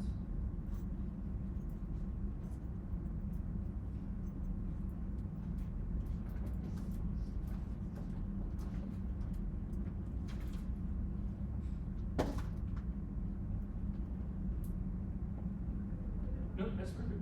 That's perfect. That's perfect. Okay, create profile. And then you want to name it whatever that thing was. Yeah, exactly. Just copy the name.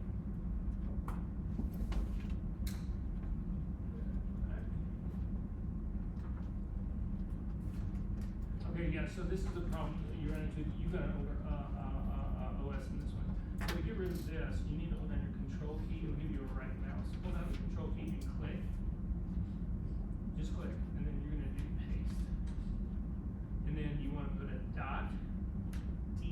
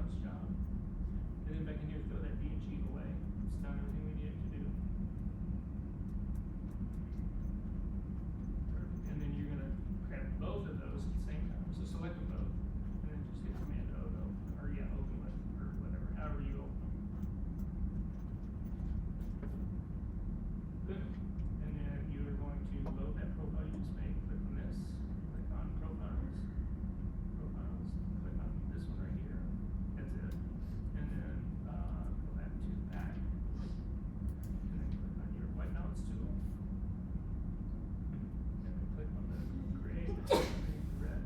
Perfect. Good. It's my balance. Let's see if this goes. And come up here to this thumbnail. Then click on the three dots. Do some thumb. And then back to the same place. Three dots. You're gonna do sync settings. And you are with me. Okay. So in this case, the only thing that we've done is change the profile and set the white balance. So you can leave it at its default. You'll see in here, color is actually enabled, and then the profile is sitting right up here. It's also checked. Just say OK. Now, if you actually click on this image, the image that we want to work with, you'll see that there is a profile here and that there's also a custom white balance on this.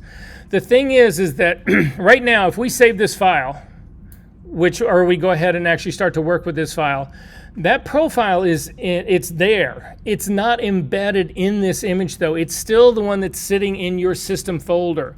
I want to start from an area so that I can embed the profile into this image so that if I were to take this and work on another computer, the profile is not on my system, it's actually embedded in the image. The only way to do that, and the only time you can do that, is right now. And we need to make a DNG of this. It will embed that profile into it. So up to the little square at the top, the little square, click on it. It's going to say, okay, do you want to save it in the same place? I'm going to say, yes, I want to save it in the same place. It's going to create that DNG. Then you can hit cancel out of all of this. It's going to say cancel all the changes. You're going to say, yes, cancel all the changes. And then if we go back, you will see you now got a DNG of the image that we want to work with. This is your base. So double click on this one now and start it up. Motherfucker. No, it's just, sorry, I shouldn't have said, my language, sorry. Sorry, I did not mean to say that. But I am too lazy to go in and edit that out, so I'll just tell you that one right now. Okay, so hang on one second. I'm going to do this again here because this is now the DNGs I've got to change because Topaz has taken those over as well. So click on the drop down and say Photoshop and change all and say yes and close this up.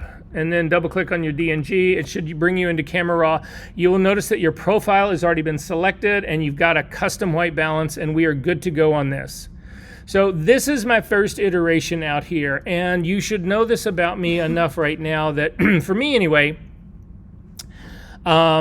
I already know that the white balance, I know that the exposure level on this card is actually correct because I used the color card to do this. So if you've gone in and you've reset exposure on the, yeah, I'm sorry. Oh, just wondering, is it like my own laptop profile that's interfering? Because I'm getting, instead of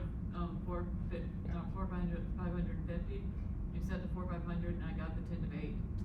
Oh, you got a 10 of 8 as opposed to a 10? And I did the exact same. Yeah, 8, close enough. I just was curious what's interfering. So what ends up happening a lot of these, if anybody in here shoot film, black and white film, right?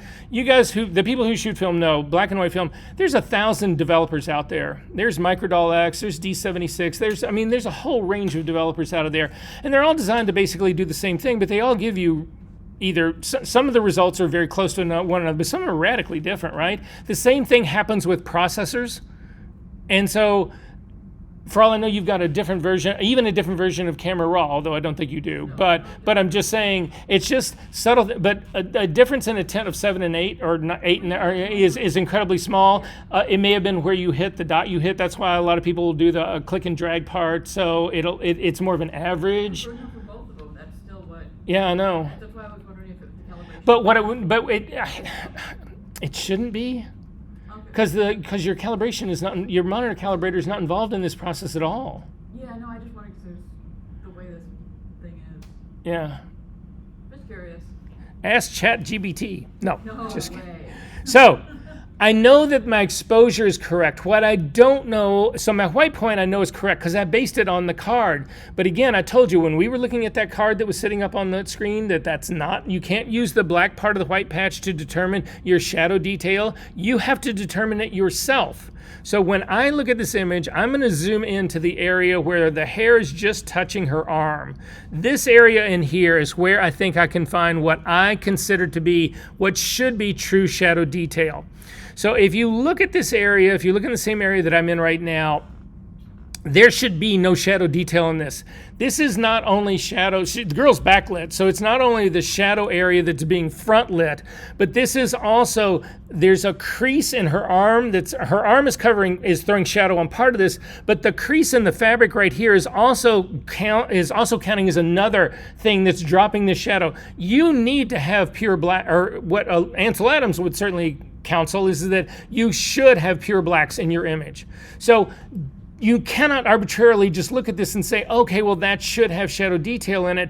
You may end up really throwing the contrast out of your image because you picked the wrong place to actually have shadow detail. You need to be judicious about this. So if I look at the area that's right next to it, that's somewhat in the sunlight part right here, you can see it's in the, I'm reading my values in the histogram on the very top. It's in the low 30s. I've got 31, and your value, it should be close, but it could be different. Your value Anyway, I've got a 31 red, a 29 green, and a 32 blue. So it's neutral, but it's still, in this case, it's actually blown out slightly.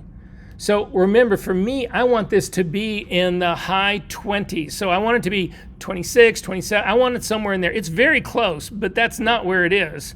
So to put a point there that I can leave there to give me a readout, you use the color point. It's on the far right hand side, almost down at the bottom. There's a little eyedropper with a little, it looks like a little something right next to it. That is the color sampler point. If you click on that and then just click on it, and then come over to this image, and in that very same area, and again, I'm still looking at my color readout, I'm gonna click once there, you'll get a readout up here at the very top. And in this case right now, I've got a 29, 27, 29. You should have something close. It doesn't have to be the same, but kind of close. So in this case, I'm really, really, really close to this. I need to drop this off like 3 points. That's all I'm doing. You would never notice this, to be perfectly honest with you in real life. But if you care about your imagery, you care about your imagery. So when is good enough enough? For me, it's when it's perfect. I can't look at this and just say, yeah, well, come on, it's fucking good enough, close enough, whatever. I'm going to go on. Yes. I've got 533. Are you down in this darker area down in here, or are you up on? Same spot as you put it. I'm sorry? Exact same spot as you put it. Then try putting it on the side, like really on the side of her boob. What do you get there?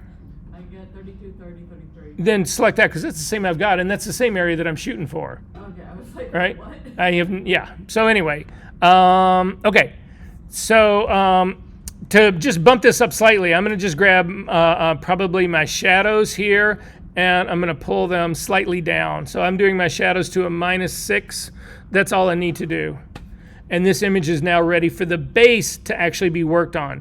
So you should have your menu down here should say that this is actually open object. Does yours have, what color profile do you have at the very bottom of your screen in the hyperlink? And underneath your screen, see where mine says Adobe RGB right here? What does yours say?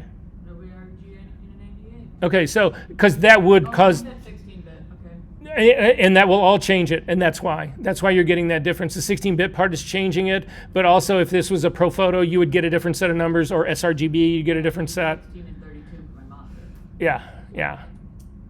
Okay, so at any rate, it should say open object. Does everyone have open object? Because that's how we set before. Go ahead and open your object up. So this is our base right now. It's got the color profile embedded in it. It's color corrected. All the above is happening. So now we can actually look at this image and talk about what we want to do with it, how we want to reprocess this. So the way I would reprocess this part is I really want this girl to separate against this background. And the thing that most people tend to do in this sort of situation is they tend to look at it and they say, okay, well, the building is really blown out white. It's too white. I need to make it darker. Oh, and the girl is too light. I need to make that darker, or whatever. Or the windows, I need to make them darker, all that kind of stuff. Everybody starts pushing shit towards the middle. That is just called losing contrast. That is not, you should be making judicious decisions about this. Yes.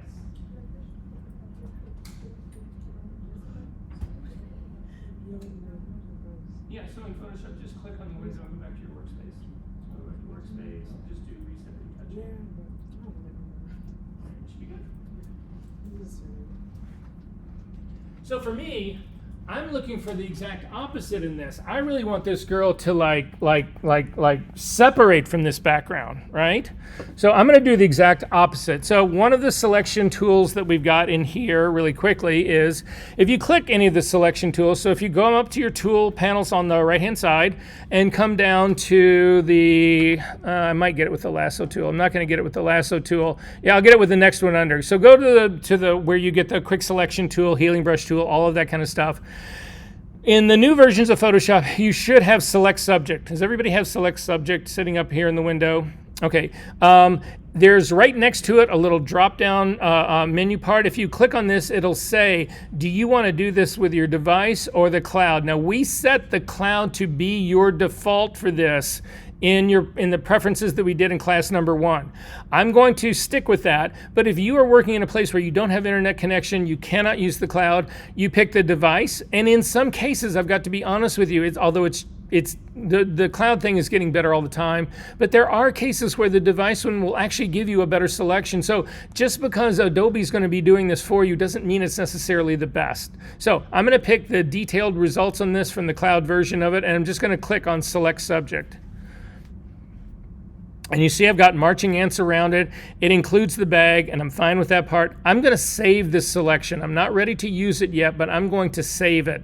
So I'm going to come up to the select menu, and I'm going to come down to save selection, and I'm just going to call it body. Or you could call it subject, anything that you want to call so that you'll know what's really going on here. And then Command D to deselect it. Now, I want to make a version of this that's considerably lighter so that the girl really separates from this background.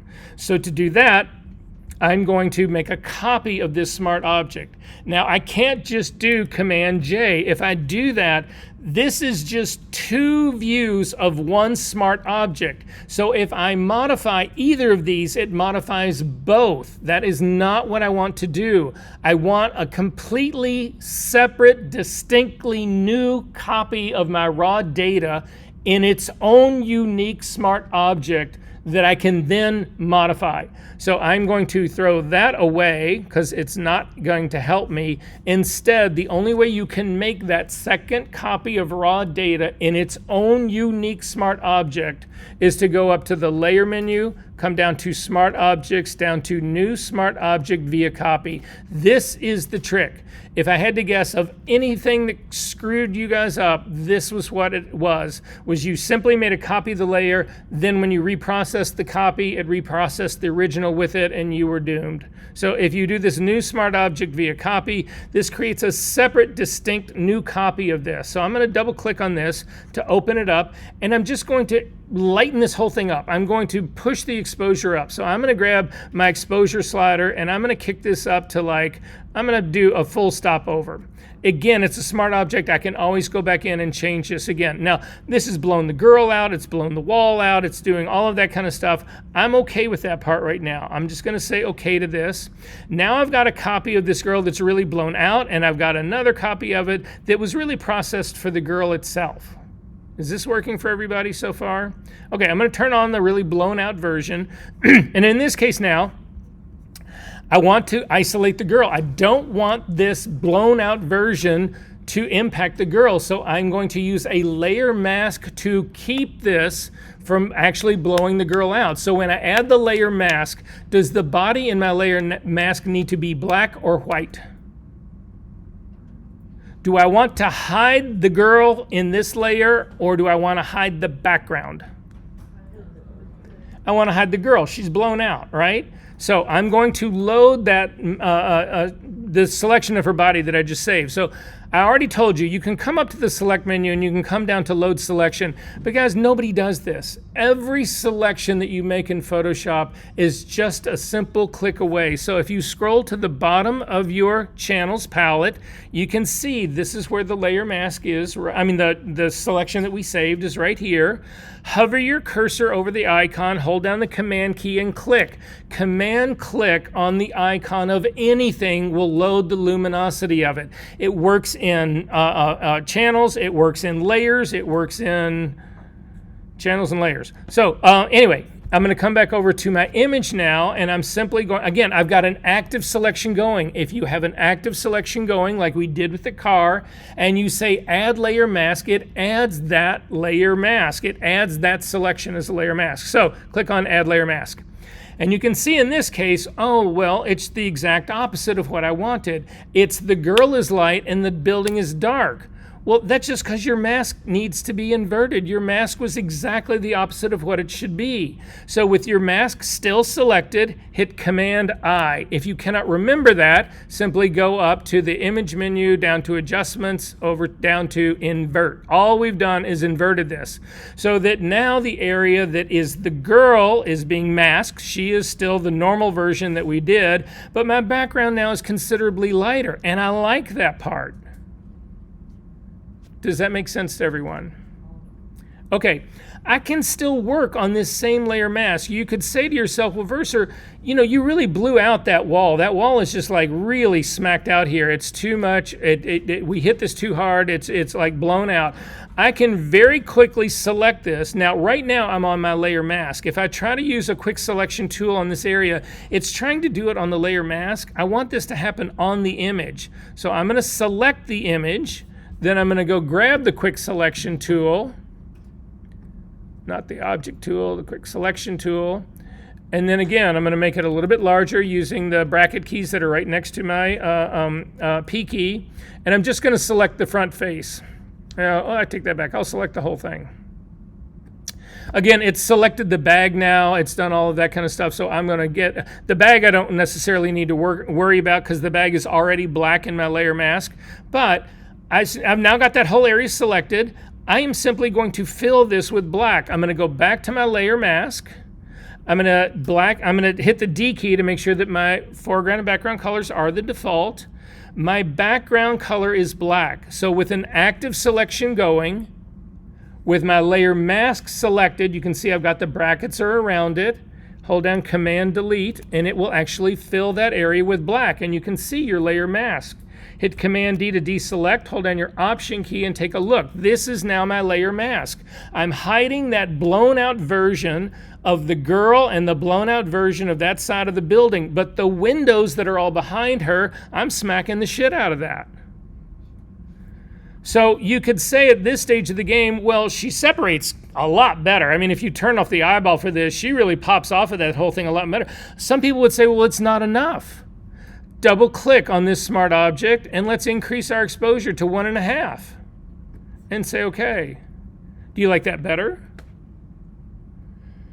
It's hard to know when you get this in place like this. Hang on just 1 second. It's hard to know. So if you've blown this out too much like this, you can keep opening up that smart object over and over and over and trying to reset the exposure. But an easier way to do it is just to make sure that this layer is selected, the more blown out version, come up to the opacity slider of the layer, hover, just put your cursor right on the word that says opacity, you'll get the scrubby slider, simply click and drop the opacity down. We can bring it all the way back down. If you go back down to 0, this is the original image. We've just basically killed what we're seeing. So it really lets you fine tune this whole thing as you're actually working along. Personally, I like the really blown out version myself. Yes? Oh, sorry. I was just having trouble, selecting the wall. Oh, are you on the mask still? Do you have the mask selected or the image? You have the little brackets around the mask or around the image?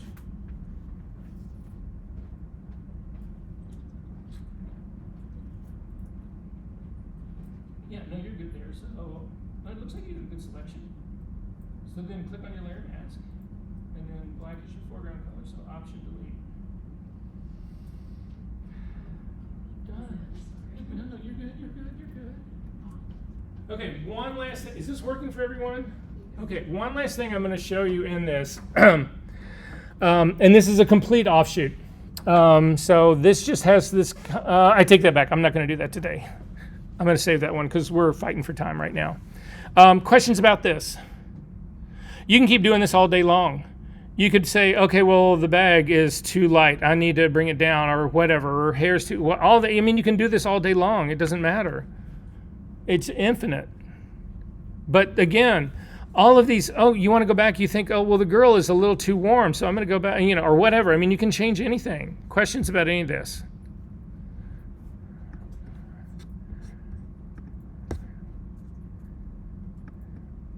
Okay, so this is the file that you want to save, and then we are going to, I'm going to save mine to my TOS folder in case we need to come back to it.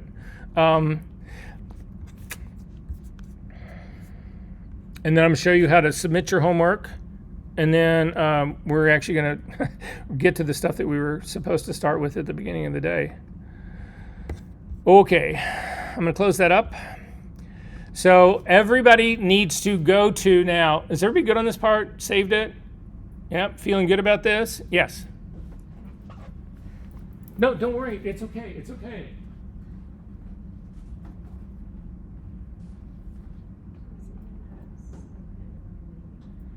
So you've got that selected, so this thing, so now you've got active selection going. You just want to fill, so you're working on the mask layer, you just want to fill that with black. So black is your background color. Okay, command and delete. Oh, it's not the, okay. Hit command D. Now you've got selection going. And you got, it looks like Lightroom is trying to open this, and that may have you locked up. So I want to make sure that Lightroom is just shut up and go away. Okay, hit command D to deselect it really quick. There is no. Good, and then do a quick selection tool with that part. I know I'm in this part, but there's like all of these. Perfect, good. And then, yep, you have no worries, that's already black. Okay, so you're working in that layer right there, so then, again, black is your background color. Don't touch the mouse pad at all. Hold down the command key and hit the delete. There you go. And then save that. And that's what you're gonna turn in. Okay. I know that's a lot. It just becomes second nature, yes. I must have saved it as a PSD.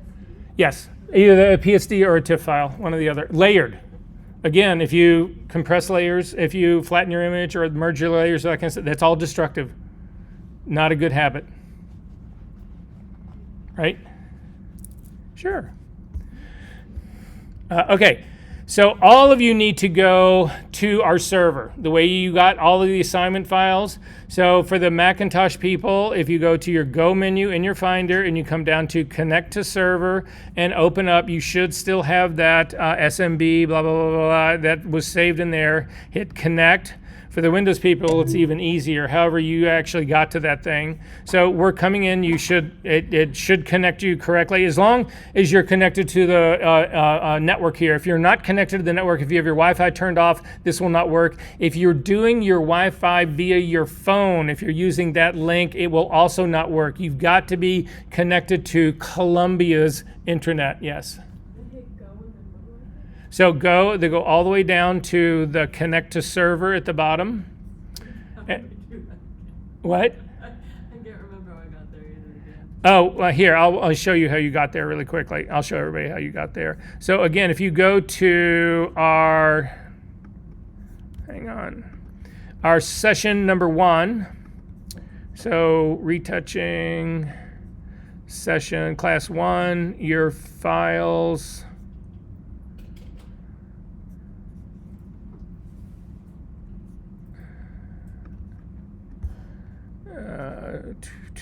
Student files 1 right here. Connect to class project via Windows. Just open that really quickly. It looks like this. So you are going to do run and type this in. There should be a way that you can make an icon of it later once you get there. Can't you just make an alias of it? Yeah, I think so. Yeah, just do an alias of it, and that way you can click on it next time. At any rate, and for the Macintosh people, there's a PDF in there that's telling you how to do that. And then, so again, up to the Go menu, down to Connect to Server, and connect to that guy. And then inside this folder, it should open up. You should be on a server partition called Photography. You click on Class Projects. Then you click on my name, Engelhard. Then there should be a drop box right here, and you drop your assignment files into this drop box. You should not be able to see, you should not be able to go into that Dropbox and take it back out. You should not really be able to see that. So this has got permissions. It allows you to drop into it, but it does not allow you to go in and do anything else in it. And there's clearly people who know exactly what they're doing because there's people it's populating all right now. So before the end of the class, I will show this again and you guys will see whether you've got your files in here or not, and then we'll go from there. Okay, I've got 310. Make this another hard 10, guys. Be back at 320. We got a lot to get through.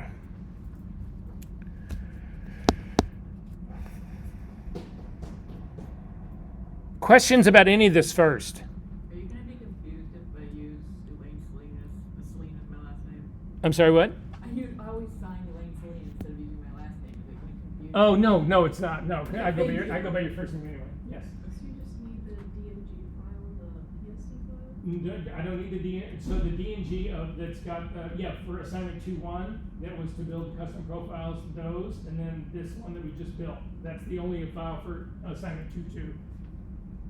Put it in just one folder. Yeah, you can put it all in one folder. I'll know the difference. So if you want to just throw all of that in a single folder with your name on it and assignment 2, just make sure you got some sort of assignment number in there. That's fine.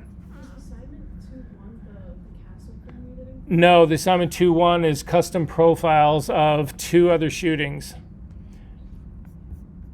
I'll show it to you. Let me just pause this really quick. Back at it. So, if everybody can go to our class number 3 files. So take a look inside your class number 3 files. There is a file in there called, there's 2 files in there, gradients. There's just a regular gradients, and then there's a gradients version 2. I want you to just open up the gradients file really quickly for me. And you'll see that in my case, when this opens up, if you look down in the lower left-hand corner, it says that this is at 100%. So it's a relatively small file. But again, there's no reason for us to be working on something that is this tiny. So I simply double-click on the hand, and it'll get to be as big as it can possibly be without getting any parts of it hidden. So I've still got the Christmas colors on my foreground and background colors, which I don't particularly like. So I'm going to just hit the D key, and they should default back to black and white. So we need to talk about making selections really quickly. I'm not going to spend a ton of time doing this. I just want to show you guys a couple of tricks in here. Today is going to be all about selections, but I've got a really complex selection that I want to work on, a couple of them actually. So I want to just get a few things out of the way here really quickly. So the first one is just to hit your M key. That stands for the marquee tool. And it is the second tool down. It is the square marquee tool. If you click on the drop-down menu, you'll see that there is a rectangular marquee tool, there's an elliptical marquee tool, there's a single row and a single column.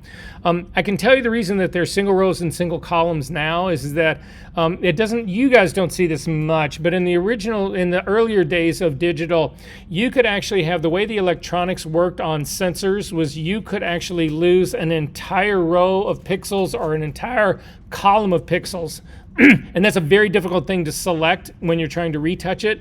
So they put this in there for that. So it would allow you to select an entire row of pixels based on one single selection point, and then you could clone stamp the missing pixels out of it. You don't see that a whole lot anymore. The design of their electronics has changed, so you don't see that a whole lot anymore. I don't know anybody who uses those two, but the rectangular marquee tool I do want to work with. When you do that initially, again, you should look up at the very top. You'll actually see that you have a feathering. Feathering will actually soften the edges. We'll take a look and see what that looks like in just a second. But you've also got a style setting in here. If you click on that style setting, you get a drop down. You'll actually see in your drop down, you can do a fixed ratio or a fixed size. We'll take a look at that part really quickly. And then you can, and then you've got things like select and mask, which is a completely different workspace that we're also going to look at today. So to start off, I'm simply going to click and drag out rectangular. Just click and drag out a rectangular line. So this is what I've got right here. I've got marching ants. If I hit, you already know how to save a selection, so up to the select menu down to save selection. So let's go ahead and save this one, and I'm going to call this Rec 1, just to keep some difference in it. And then Command D to deselect, it gets rid of it. Then if you want to bring it back, you can scroll to the very bottom of your channels palette. Rec 1 is sitting right down there. hover your cursor over the icon. And now this is a trick. When you're doing these load selections by, you have to have your cursor on the icon. You can't have it on the name. You can't have it on the part of the channel. If you have it on the channel, like I've got mine right now, and you click, you get the channel. It shows you the channel. You can see I've got it's highlighted right now. That's not what I want. I'm going to go up to the top. I'm going to click on the RGB version to give me the original. Hover over the icon, command click. You don't ever have to select that thing. It just will then load the selection for you. Command. Make the selection, I'm sorry. Say what? How'd you make the selection? I have the tool, I just don't know how. I just clicked and dragged. So here. So you've got the marquee tool selected, right? Yeah, just click and drag. To save it, you go to select at the top. Yeah, but it doesn't sound like she has a selection. It's not letting me select.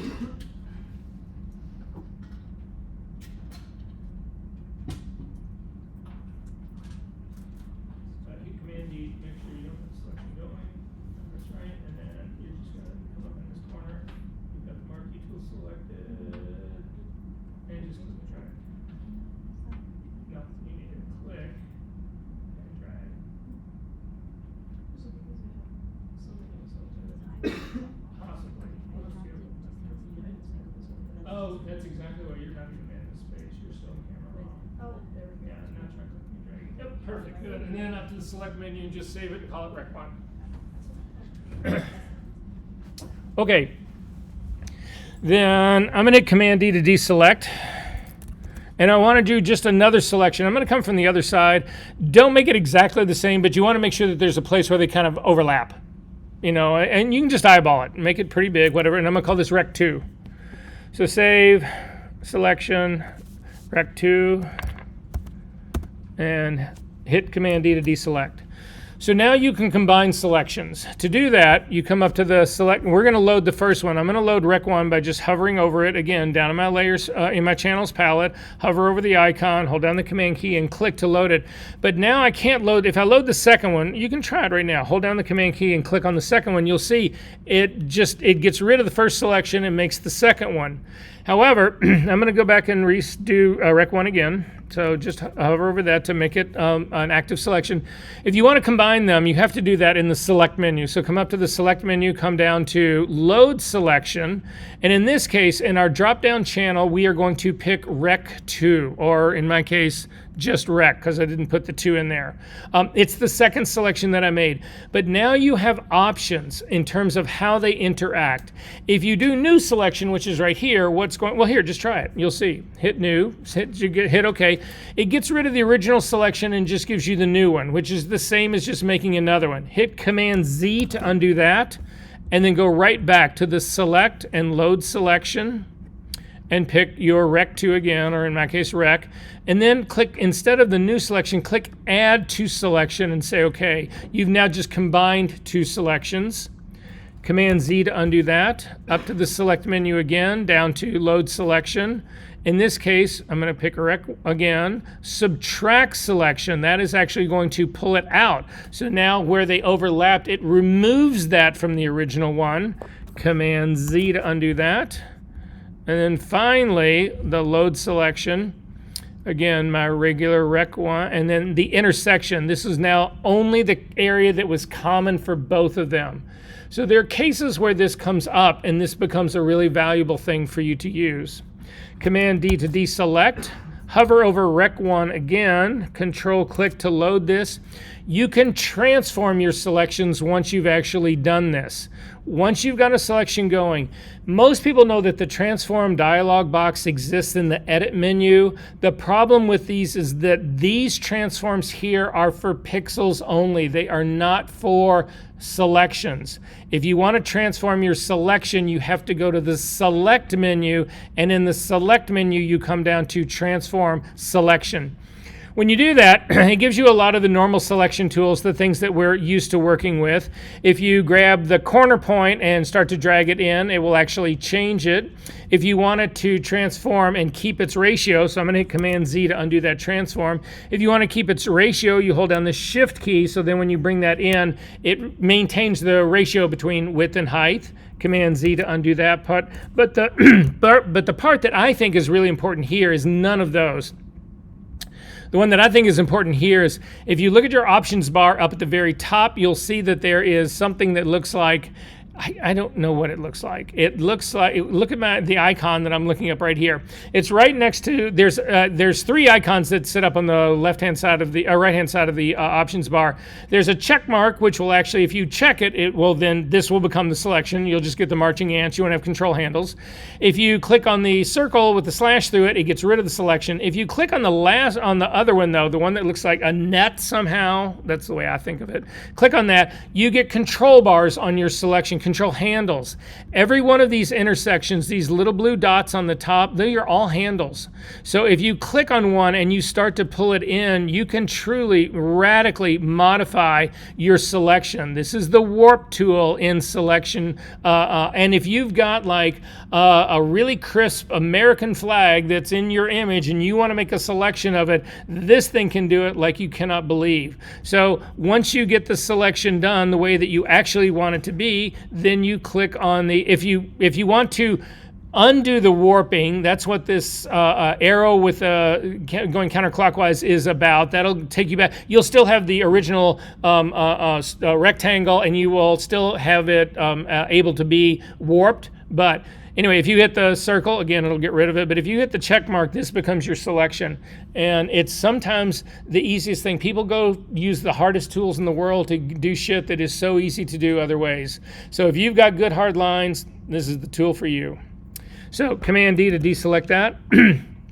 What else do I want to show you there? Last thing I'll show you here really quickly. Load your just grab another selection, do a brand new selection. Just click and drag out something, I don't care what it is, and hit Command J to jump that. That will actually see now, if you have a selection going of pixels, it will actually copy that, whatever it is, to a new layer. So if you turn off the background layer on the bottom, you'll see it just made a copy of that. I've got extremely sharp edges on this one. I'm going to throw that layer away. I've only got my background layer again. This time I'm going to feather it first. I'm actually going to go to my feathering and I'm going to put in a feather of 30. And then I'm going to make a selection. I'm going to click and drag it out. And you'll notice I've got really rounded corners now. That's showing me that I've really softened this selection, but it's not just the rounded corners. This would lead you to believe you've got sharp edges. Command J this, Command J, and then turn off the background. This makes for extremely soft selection here.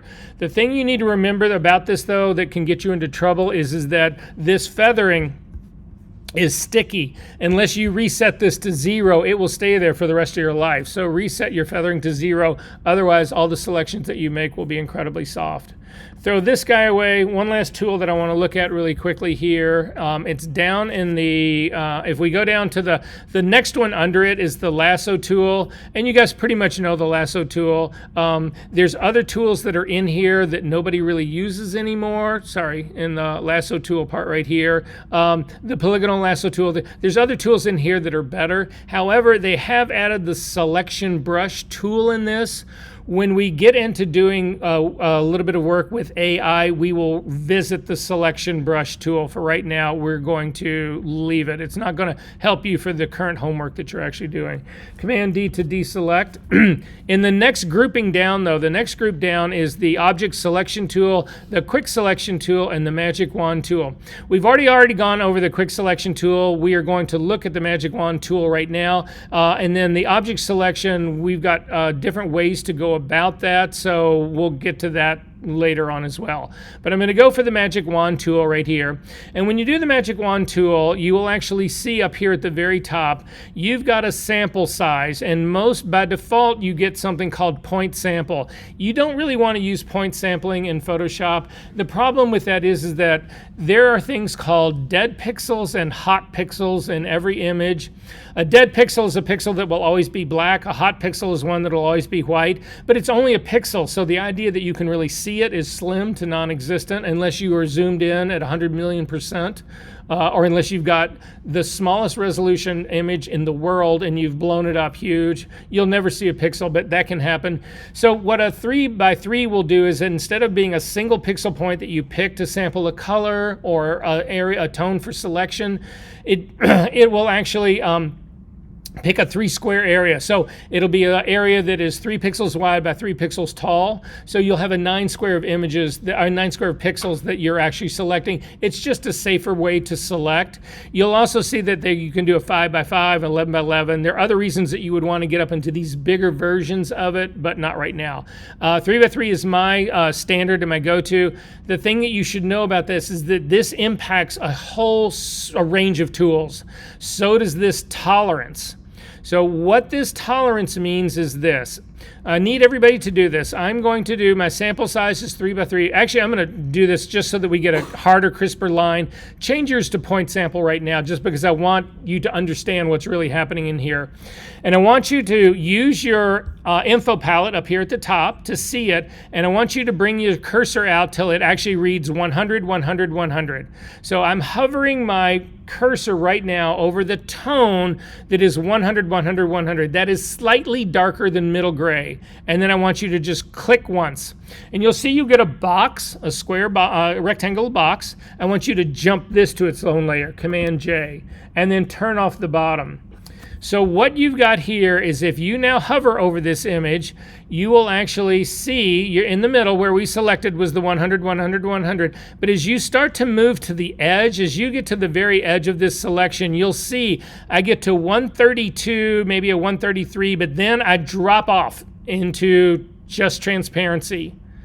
If I go in the other direction, the same thing happens, except instead of adding 32, which was my tolerance, which gave me that 132, I'm now subtracting it. So now I'm getting down to 68, 67, and then I drop off. That tolerance says, if you're going to pick a pixel that is at a tone of 100, 100, 100, and you've got a tolerance set, we are going to expand it 32 tones lighter and 32 tones darker, and that's why I get this selection.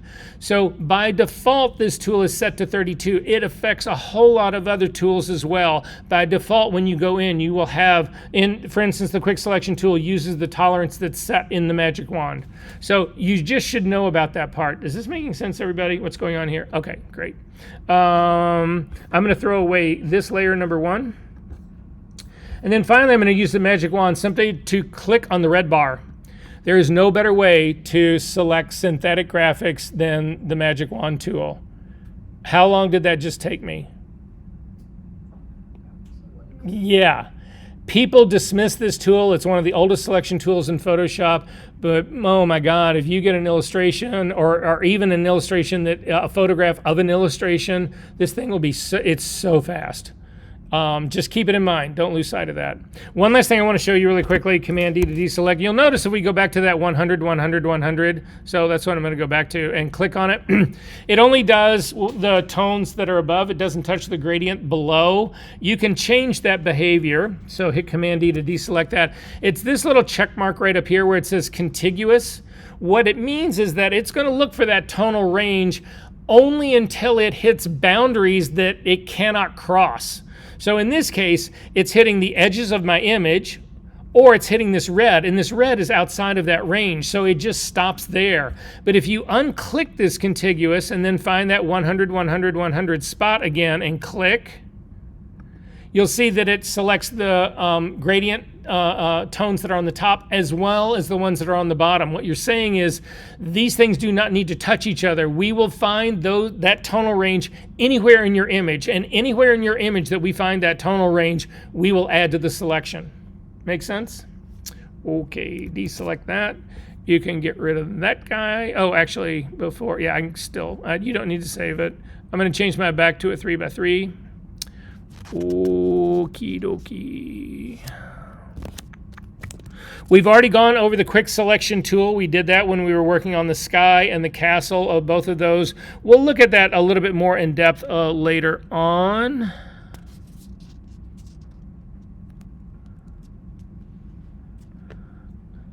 Okay, dreaded car. Everybody up to the file menu, down to open recent. Somewhere in open recent is going to be that red car. I swear to God, this is not a class about the, oh my God, mine's not in here. Oh, no, I take it back. I got one in here. This is really not about this car. It just gives me something that it's just a go-to that I know everybody has and everybody can find it really quickly. So the next thing we're going to look at in selection tool is color range. Now this guy, it's in the select menu. It's not a tool that happens over here. It's in the select menu. If you come up to the select menu and you come down to color range, it'll open up an image.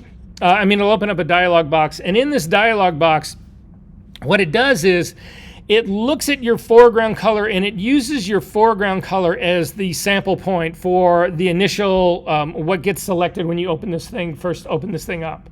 So you'll see in this case, in your case right now, is your car still red? Yeah, so I'm gonna change this so mine is too. So is this what yours looks like now? Right, so you've got this dialog box that's right here, and then you've got a really small little baby preview in here about what's being selected, right? And this isn't really gonna help you a whole lot. If you click on the red car, you will actually see, if you've got sampled colors selected here. I'm sorry, what did you find the color range? So up to the select menu, down to color range. Okay. And then I am going to do sampled colors at the top. And then I'm going to click on the car. And this is selecting an extremely narrow range. I've got a fuzziness of 22. Fuzziness works like tolerance did in the magic wand. If you click that fuzziness tool and you drag it more positive, you'll see that it shows you it's selecting more of the car.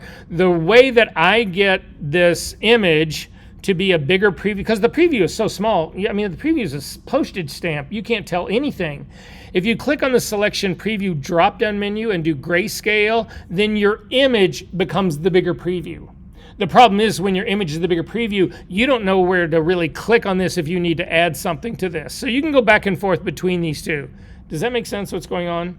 But the issue that I've got here is that this isn't so much a fuzziness thing, because what it's doing is it's picking a single discrete color and then it's going 64 tones in one direction, 64 tones in the other direction. But this car doesn't have that much range in tone.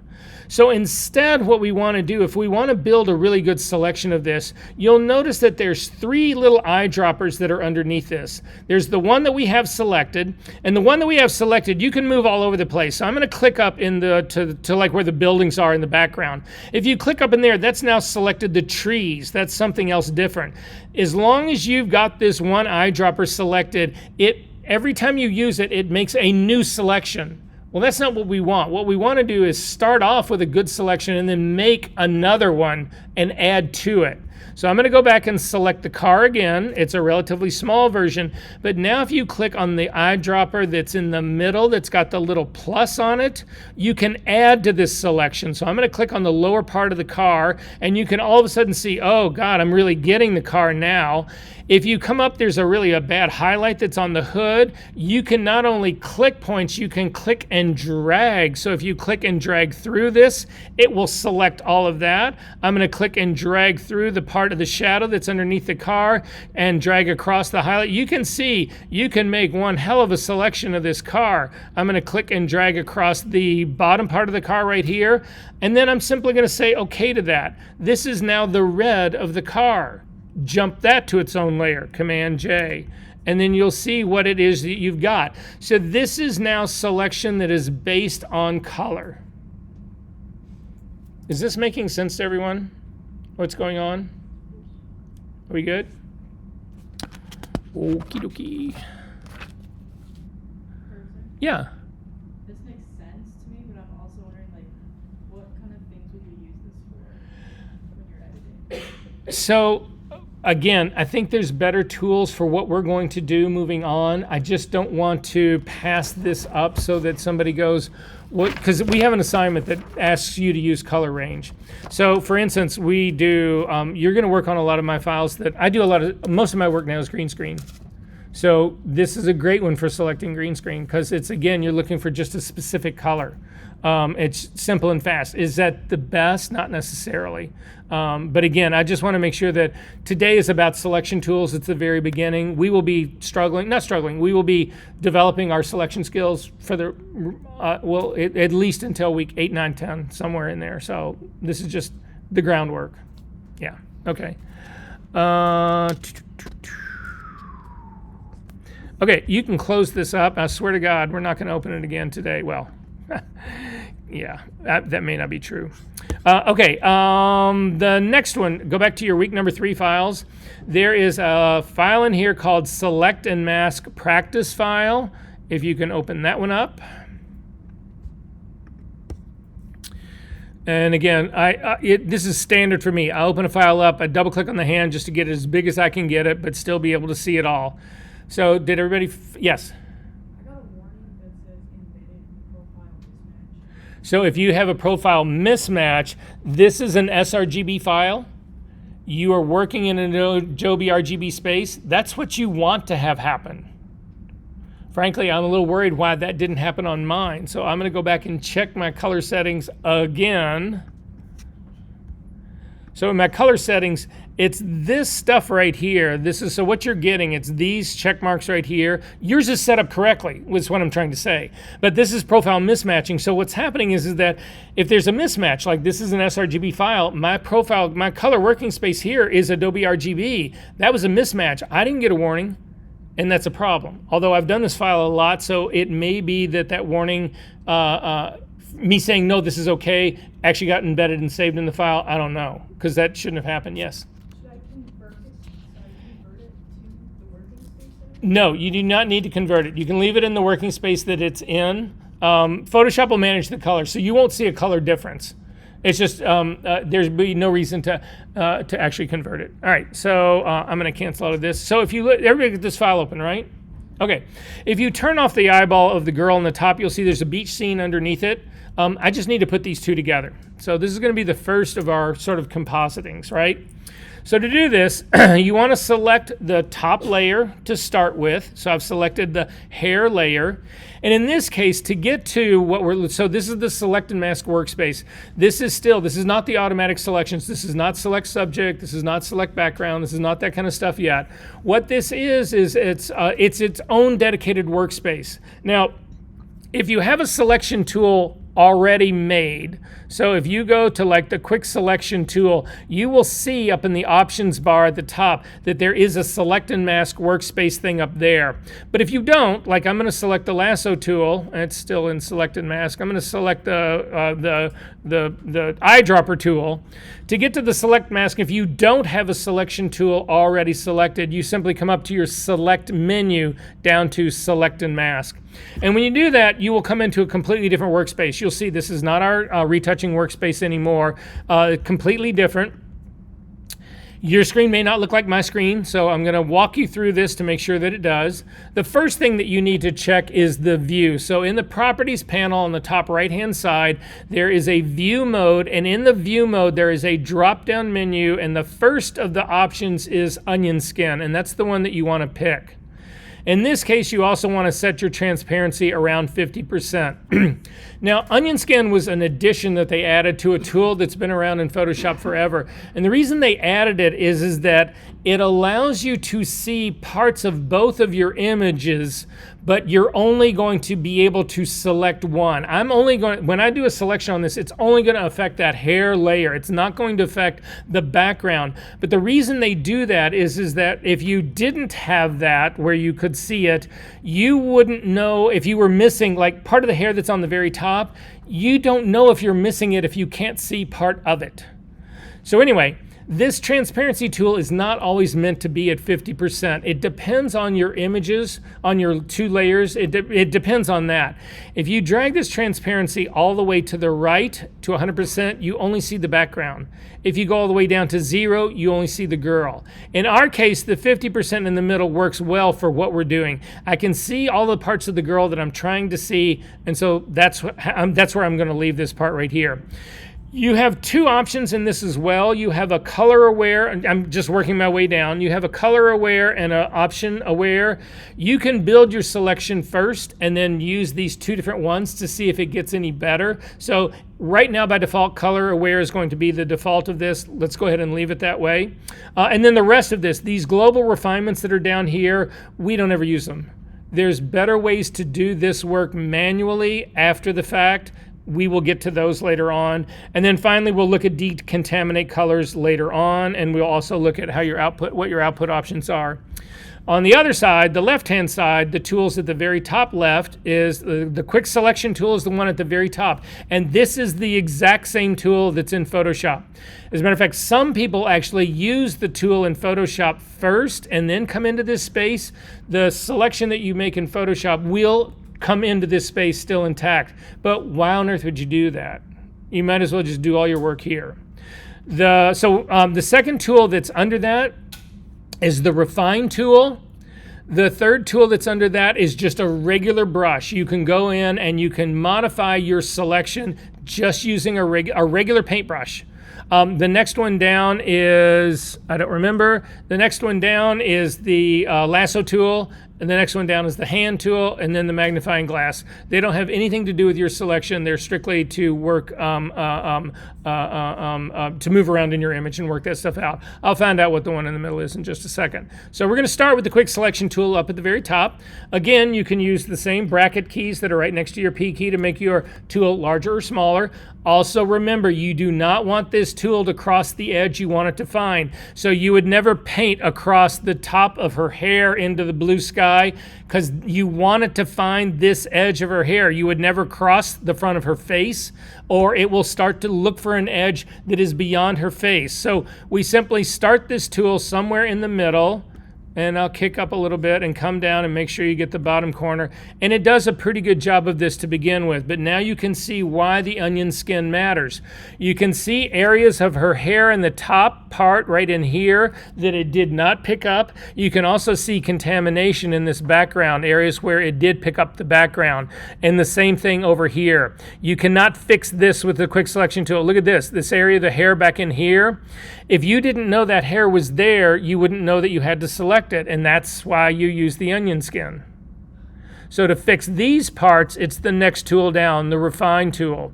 So the refine tool, what you want to do with this tool is you want to paint over these areas where you have a problem, but you do not want this to touch anything that's already well done, because if it's already well done, this tool can actually eat away at the selection that you've already made. So if you use this tool on the front of her face, you will lose the beautiful line that you have just found. You will then get this really janky, torn up, sandpapered edge that you don't want. So don't just go in there and whack the shit out of this image with the refine tool. Be very careful where you work it. So I'm going to start in this whole area in the back of her hair that's right in here. I'm going to come down and stop right at the crown of her head and then work my way back up again. And you'll notice it doesn't look like anything has changed until you let go. And then you see it's picked up all of that.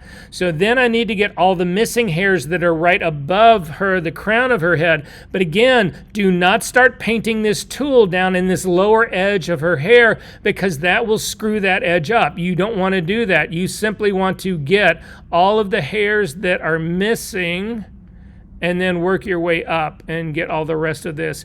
If you overlap the original area that you just did, you don't need to worry about this. This tool is not cumulative. It only does what it does one time. So you can hit this area over and over and over, and nothing will, it's not going to dig more out. It's not going to change anything. It does what it does, or nothing. Then I'm going to work my way down the whole back edge of her hair, because there's a bunch of missing hair on the very back of this as well. And then paint the rest of this up. And then finally, before I say okay to this, I'm going to go back up to my view menu, and I'm going to click on my drop down on my view menu, and I'm going to come down to black and white. And if you come down to black and white, you can actually see where there's problems in your image. And you can see this area right here. I missed this with the refine edge. You may not have missed yours. You may have gotten it all, but look at my screen. I've missed this area. I still can work in the same, I'm still in the same space. I can use this tool in this space. So I'm simply going to click through this area right here and fix that. I've also got, I don't know if it's on my screen, so let me just move the image around. Do you ever have like, I've got a dot right here on my screen that I'm wondering if it's like I've missed something. It's actually something that's on my screen. It's not the image. So pretty good selection of this. So then you can go back to the view menu at the very top. There are other view menus you can do. You can actually come down to on layers and it'll show you what your composite's going to look like. So this would be the total composite. But at any rate, I'm going to go, and at this point, try clicking on object aware and see if anything changes. In this case, nothing has changed remarkably here, so it's not really helping me. To go down to the very bottom, though, this is the last part that does matter. If you click on decontaminate colors, it's going to try, it'll actually do a little bit better job with this particular image. It doesn't do the same on all of them. However, if you click on it, it's a destructive move. So what it will do is it will make a copy of your layer before it actually destroys the one that we are working on right now. We'll take a look at that in just a second. So, and then your output. In your output drop-down menu, this part matters. If you do this as a selection, all you get is marching ants when you go back out. You don't really do anything. If you hit layer mask, it will actually put a layer mask on the hair layer, which is what we're hoping to do. If you hit a new layer, what it will do is it will actually put a layer mask on the one that you're doing. It will then create a new layer of that, but then it applies the layer mask. That is destructive. Do not use that one. The next one is new layer with layer mask. That's keeping your layer mask intact on a new layer. You can use that one. The next one down, new document. That will create a combo of these two in a brand new document, but again, it applies the layer masks. It's destructive. Do not use that. And then finally, new document with a layer mask, which is an option for you. So in our case, we're just going to leave this as new layer. As layer mask. And we're going to go ahead and hit OK. And you can now see this is our first composite. Aren't you excited? It looks great. Doesn't look as good as I think it should, but nonetheless, looks great. So to make this look a little bit better, what I want to show you is this. If you hold down your shift key and click on the layer mask, you can see it didn't touch my original image. So this is non-destructive. But now look what happens if we do this. I'm going to actually go back into the quick selection tool. The select and mask workspace. So to do that, with the mask selected, you will also see that in your properties panel, you have select and mask up there as well. Click on this. It'll bring you back into select and mask workspace. The problem is right now you can't really see what's been done. I don't really have this other selection part, but nonetheless, the part that I want to show you will be here. If you now click on decontaminate colors, you will see that your output options change. And now they are only new layer with layer mask, new layer, new document with layer mask. Everything is new layer. Again, new layer is destructive, don't do it. New layer with layer mask is what we're going to use. Click OK. And now look, you've got a second layer that looks better than the first one, but if you hold down your shift key, look at what it did to your original image. That is destructive. If you save this file and this is the only thing you've got and you did this to someone's original file, you just fucked it up and you can't undo this. There are better ways. This is called removing spills. There are better ways to do this that we will look at. But select and mask workspace works really well when it works really well. Questions about any of this? All right. So I know that when we first went around, there was a couple students in here who were interested in doing, some of you are interested in fashion, some of you are interested in beauty, some of you have been retouching for quite some time. How many people got into this class to figure out how to really select hair? Well, apparently there's no fashion or beauty people in here, because that's a fucking nightmare for anyone I've ever known who's in that game, me included. First hair is easier. Say what? First hair is easier. So we are going to take on the ultimate challenge. Now, every semester I do this, and every semester Photoshop's automatic tools get better. And every time I do it, so I'm going to compare where they're at right now. So the thing that I have taught for decades, not decades, for a while, may no longer be valid. We're going to find out. But up until when I taught this class last year, all the automatic tools failed compared to doing it manually. So we're going to look at it both ways. The automatic one is one button click, and you'll see how it goes. The other ones, are going to take a little while longer. But the other ones are, well, at least until they started bringing serious AI into the selection process, the manual tools inevitably were superior to anything that you could do in using any of the local tools, using the quick selection tool or the color range tool or any of those other tools. None of it compared to doing it manually. And other things about the manual part that there's other situations where this will actually apply, hopefully for you. So that's kind of what we're going to go after right now. So to do it, if you go into our student 3, there is a file called Hair Fantasia, copyrighted by Lisa Gange. If you could open that one up. Again, I double click on the hand. And so this is a challenge. And again, how would you knock? So you'll hear me refer to this all the time, knocking something out. So we're going to knock this image out. It has nothing to do with violence. What knocking out refers to is in the original, back in the early days of cinema, they would do what they call matte work, matte plating. And people would go in, like, have you ever seen the best example of matte work ever in the entire history of film, I think, personally, is, Tara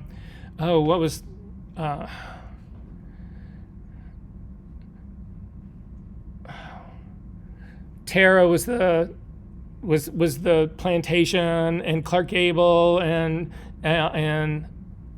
Scarlett, I don't give a damn, and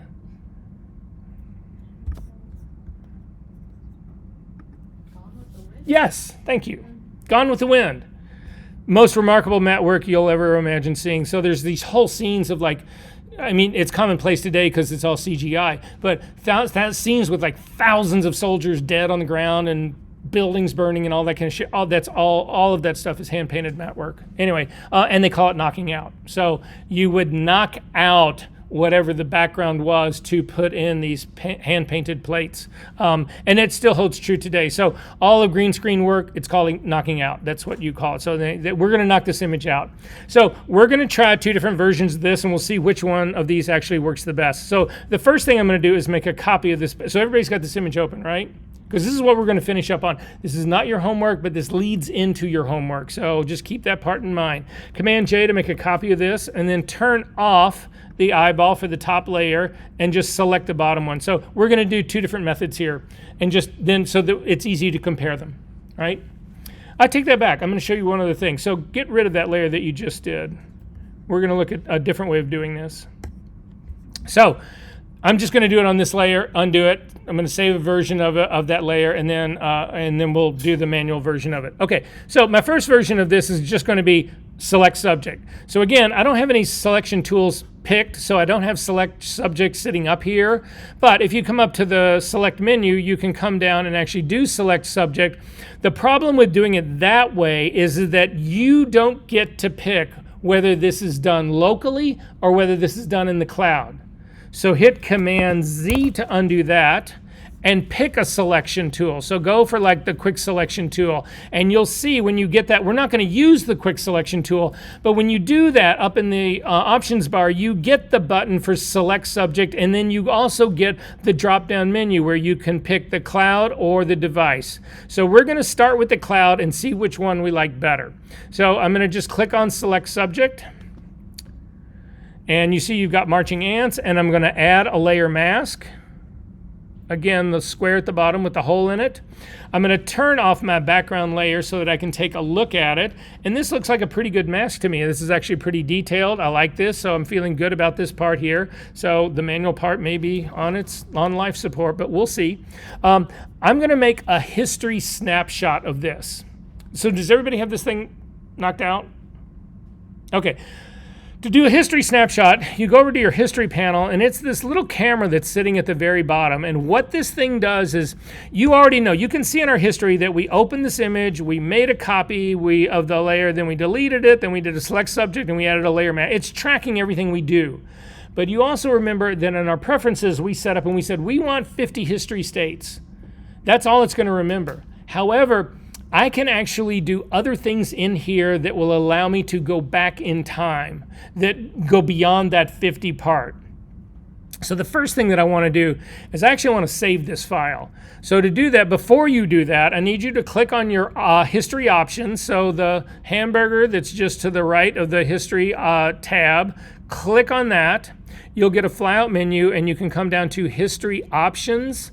And in history options, automatically create first snapshot is on by default. That's what this is at the very top of your history palette. This thing right here, it was a snapshot of what your image looked like when you opened it. And it will stay there until you actually close this image up. So what it is that you could be working for hours. You could have thousands of history states. If you clicked on this very top one, it would return you to what the image looked like in the very beginning. So you can periodically save stuff as you're going along and then go back to those states if you need to. The next one down here, this automatically create new snapshot when saving, unfortunately has not worked in Photoshop now for 2-3 years. If you go onto Photoshop's Let's Complain to Adobe about the shit that they used to have that they fucked up and that production houses all over the world counted on, is the #1 complaint right here, is this doesn't work anymore. Hopefully they fixed it. The next thing down, you don't want to do nonlinear history, but the next one down, this new snapshot dialog by default. Oh, I'm sorry. The second one, the automatic when saving, does work. It's this one down here, the show new snapshot dialog box by default. You want to turn that on, and you just hope and pray eventually Photoshop fixes it, and go ahead and say OK to that. Now we're going to save this file. So come up to your file menu and come down to a save as. Again, you don't need to worry. You're not turning this in, so you can put it a place where you're going to get rid of it. So I'm going to put mine in my toss folder and just say OK. And now you'll notice that you have got a time-stamped copy of this image sitting right up at the very top. This will stay there forever until you close this file. So the advantage of this is, how long does it take you guys to retouch an image? Anybody in here go over 2 hours?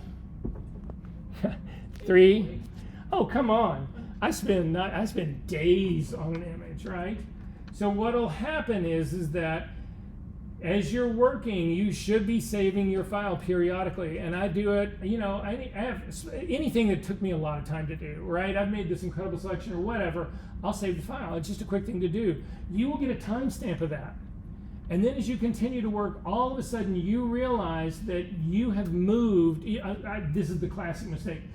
This doesn't have to be the only one, but you'll realize that you've actually moved a layer in relation to everybody else, and then all of your retouching now is off because your layers are no longer in register. And that's when you start to revisit the snapshots in history. When did that happen? And you hope and pray it didn't happen hours ago. You hope and pray it only happened 10 minutes ago when you saved it, right? But, so, I can't tell you the number of times the thing has pulled my ass out of the sling. So anyway, it's an important one to have. So this is now what the image looks like with the computer version of it. I'm also going to do a history snapshot of this because it's just easier.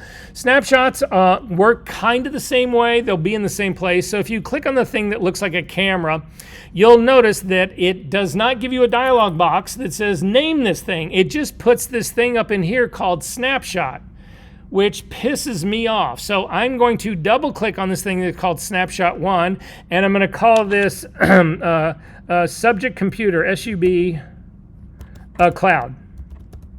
Just so that we can remember what this is. This was my selected subject via the cloud. So I'm going to go ahead and say OK to that. The problem that we have now is that you'll see all of my history has been grayed out.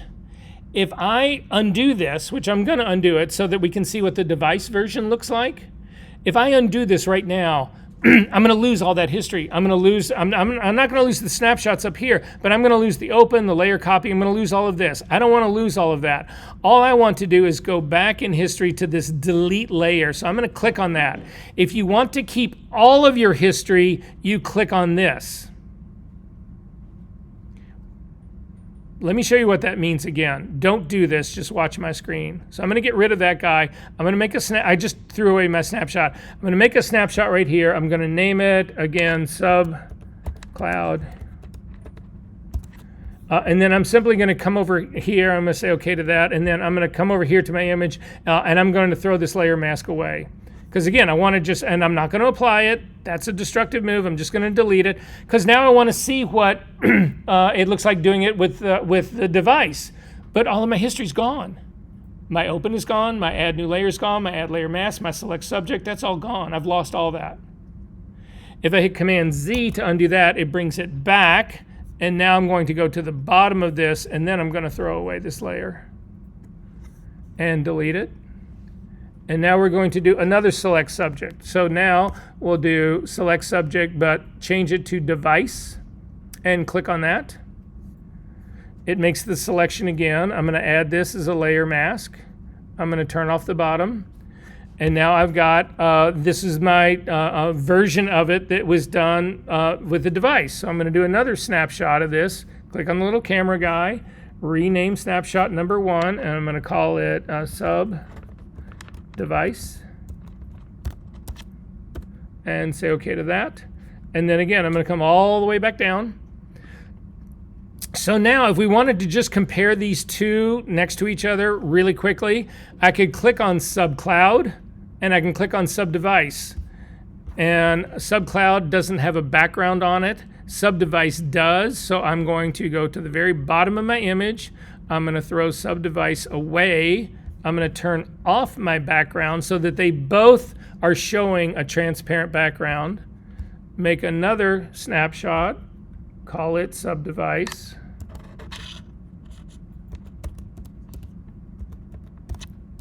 And say OK. Go all the way back down to where I added the mask. Now if you go back and forth between them, this was the cloud version, the device version. Cloud version, device version. Which do you think is better?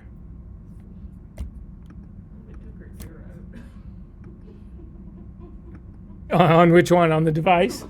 Yeah, the device is horrible. Look at this. Look at how much more detail you have in the cloud. This is the device. I didn't even notice I took her ear out. Oh, yeah. This is not a good thing right here. This is the cloud. I still have my ears, thank goodness, right? This is the device. So I think it's safe to say that the cloud version of this is better, right? So now let's see if we can do this better manually. So I'm going to leave both of those up there. You don't need to get rid of them. Come all the way down to the very bottom of your history palette for us to keep this. We're going to throw this layer away. The layer mask away. We're going to delete it. I'm going to turn on the bottom one again. So we need to start from scratch here to build a mask to separate this girl. So again, these select subjects and all that kind of stuff, that's great, but this is relatively new. So do I already have any masks in this image that would help me out?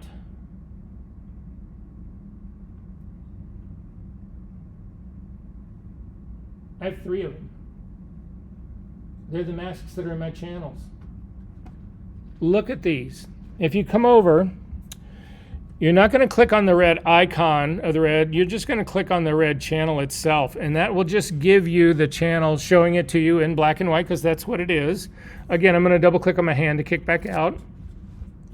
This is now a mask of my image. I can copy this thing and start to work on it. Make sense? So what I'm looking for here, the trick to this is, and again, we're going to use this the whole rest of the semester, so this matters. The trick to this is that I want to get the best mask that I can possibly get originally, and then I can go in and modify it. I can paint on it, I can run curves on it, levels on it, I can do anything I want to it to build a better mask, to get me where I finally want to be. Does that make sense, everyone? Okay, so this is, it's not a complex process, it's a longer process, but it's exactly the process that you'll do over and over and over and over again for this.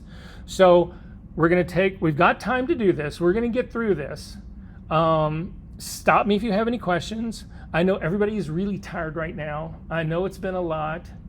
But we've got to get through this part. Again, if I can plant these seeds, I don't expect them to grow into trees today. I expect this, though, to say, okay, wow, that was a lot. Okay, I'm going to go try this now. I'm going to try this now. I'm going to try that part now, whatever. And we will do this over and over and over again. This will become second nature to you. So hang in there. I know it's been a long day.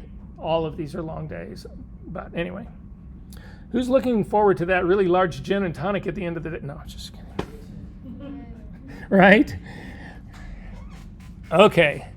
So this is one of 3 masks that I have of this image. I've got 3. So what these masks do is they are actually, the reason I have a mask in here is it's actually controlling where the red in this image falls.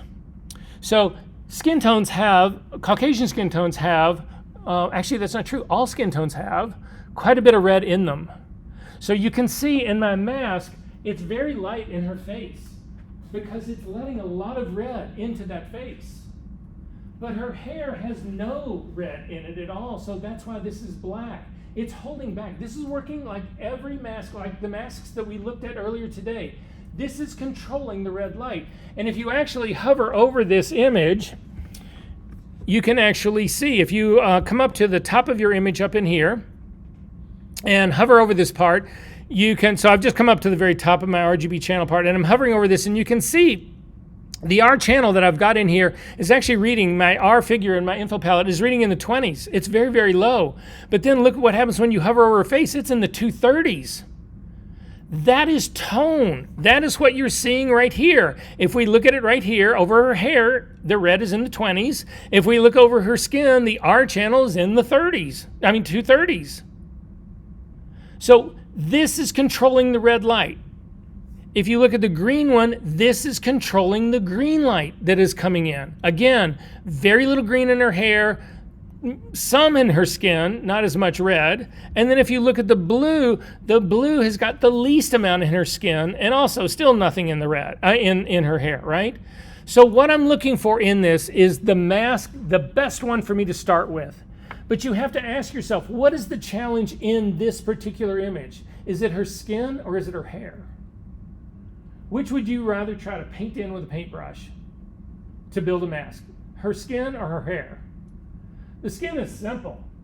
You can't miss that shit. There's other strategies that we're going to get to that are better ways to select that, but the hair is the challenge. So what I'm looking for here is what channel gives me the greatest mask for her hair. And in terms of the greatest mask, what I'm looking for in the end is I want black hair against a white background. That will knock the hair out. So I'm looking for contrast. That's what I'm looking for here. So if you look at the blue channel, you can see that there's a lot of light hair in here. It's not, I don't think it's the best one. I'm gonna go to my green channel here. Not a whole lot changed. I'm only looking at the hair. I'm not looking at the girl. But then I go to the red one, and the red one, everything just got, the hair just got darker. So the red one is the channel that I wanna start with. Does that make sense, everyone? All right, so here we go. We're going to make a copy of this red channel. Simply grab the red channel and drag it down onto the little square with the plus at the bottom of the channels palette. It will make a thing called red copy. You're going to double click on that thing that says red copy, and we're just going to rename it knockout. And say okay to that. So now we can modify this thing. We don't need to leave it the way it is. So the first thing that I want to do is I really want to make the hair black against a white background. Now if I hover over the hair, you can see I'm getting an RGB readouts in here of, I'm in the 30s and 40s. That's not black. And if I go over to the background, the background's in 247s. That's not white. So how do I get the hair black and the background white? Which is where all the 3 Photoshop people just crashed into the ocean. How? Exactly right. Levels. We all know levels, right? Lets you make light things lighter, dark things darker, or the reverse. Lets you make light things lighter, darker, and it does. Yeah. Remember all that shit in Photoshop that we've all learned? Don't forget your normal Photoshop skills that you guys all brought into this room. Everybody just blanks and goes, fuck, and I know you all are thinking, I'm not saying anything in front of that man because he's going to make fun of me.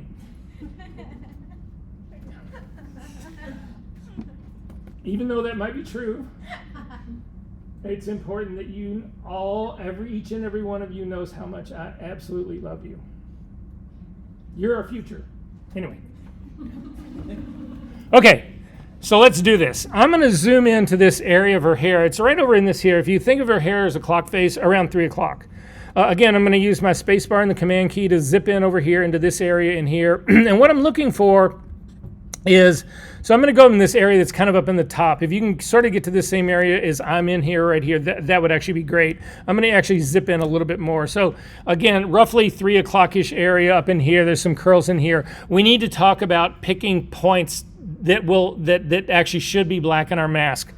So you can see that there's really fine hairs in here. Those things should not be perfectly black. If they are, your mask is going to look, this image is going to look like that thing has been cut out with an X-Acto knife.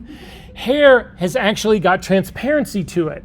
So when you get to really thin hair, you've got to let some background come through that. And if I make it completely black in my mask, it looks solid and it looks cut out and it looks fake. So I can't, that's not what I'm going to drive to black. So then I look at other areas. So there's other areas that are gonna, that I know should be completely black. Like this area that's right in here, this like hook area right into here. So that's really a thick bunch of hair, and I know there shouldn't be any light coming through that. So I know that that should be black. But the problem with that is, if you take a look at my readings right now, in my info palette, they're reading in the low 20s, 21, 21, whatever. But as I move out to the hair out in here, that's also really full, thick, yes? When I copied the red, it came up with different It did what? It came up with different. Okay, well, let's take a look.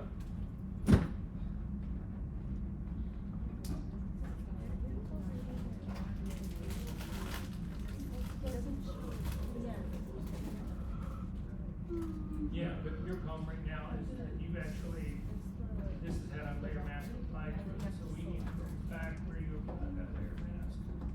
And it's right there, back to the mask with that before it. You applied a layer mask ages ago. You need to close this file, do not save it. And then reopen it. So we'll reset. And then you're just gonna do the work we're doing right now. Throw this mask away. And again, don't apply it, delete it. And then make a copy of the original. And then rename it knockout. And you yeah.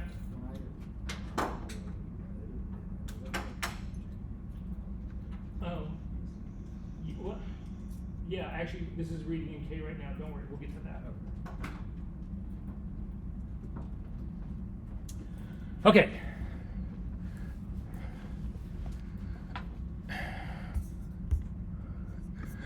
Okay, sorry. Go back to this. So again, the problem that I've got, let me find that same area, that I've got right here is that in this area right in here, I know that this should be, that's not the same area I was just in, hang on. Yep, it's this area right here. This area right in here, that should be black, but this area in here should also be black. Now this little thing right in here, it looks like there's a hole in her hair right here, so maybe not that, but then you can also see in here, there's areas in here that are very light and some of the background is coming through there. You cannot pick those areas. So what we're going to do, I'm going to go for a highlight area that's sort of right in here, because the trick to this is if I can get this area right in here that's reading in the 40s, the high 40s, the low 50s, if I get that to go black, the area that's here or here that's in the 20s will already be black.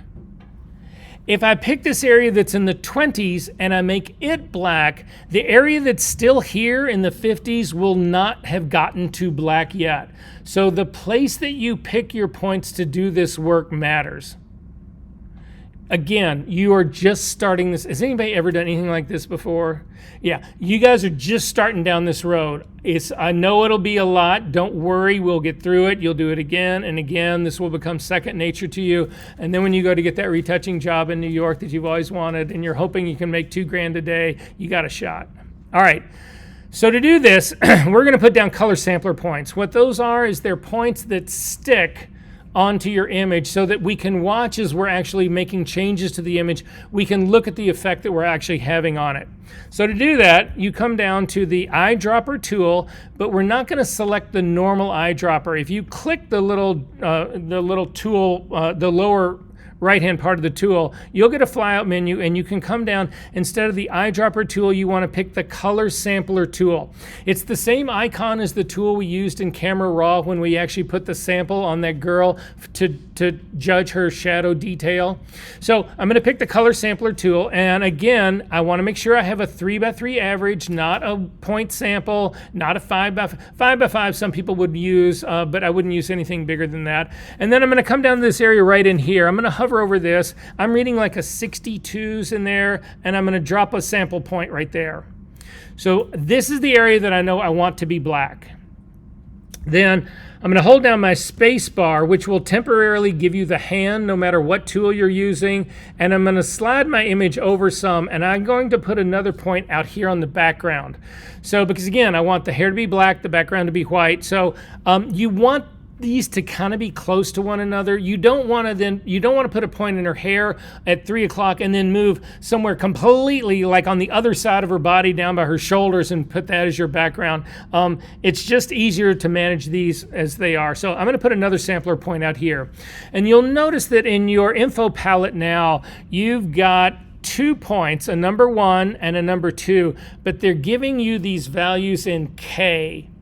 The reason you're getting K is that K is the CMYK. It's the K of CMYK, which is black ink. All of your masks in your channels are measured by the amount of black ink that they would have in them.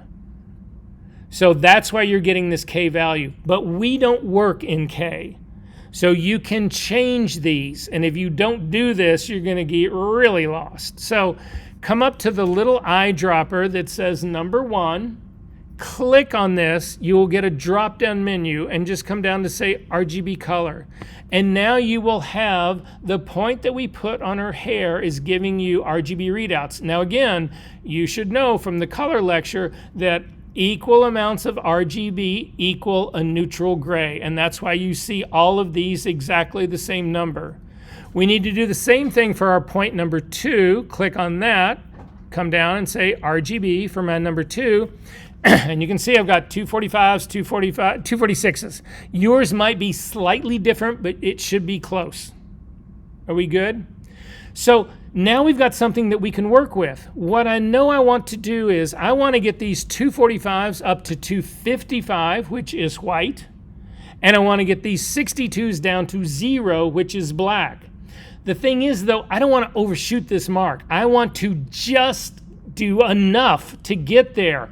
If you do anything more, you start making your mask too aggressive. When I grade these things, a lot of times you'll hear me say, way too aggressive on your mask, way too aggressive. It means you push these values too far, and I'll show you what that looks like.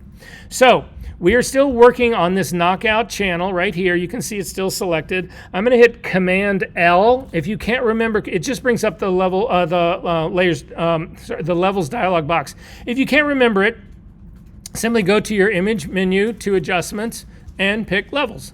It's the same thing. But the thing you need to remember about this is that we are not doing this as an adjustment layer on a layer. We are doing this on a channel. There are no adjustment layers in channels. This is a destructive move, but it's okay because it's not impacting my image. I'm building a mask. So if this all goes wrong, I can throw it away and start over. I haven't damaged my image at all. I've done nothing to my image. Make sense? Okay, so Command L. Bring up the levels dialog box. I watch these numbers right here. You would think you could just type in a 62 right here for the shadow point and you'd be fine. You're not. This is where Photoshop falls short because the math doesn't match. But I'm going to show you how to deal with it. So I'm going to grab the black point slider right underneath my histogram, the one all the way to the left, and I'm going to start to drag it towards the center. I'm not watching anything except this number 1 readout right here. I want these things to get close to 0, but not quite there. So I'm going to grab this point. I'm going to start to drag towards the middle. I'm watching that readout. I'm getting close. I'm down to a 3. Stop when you get to 3.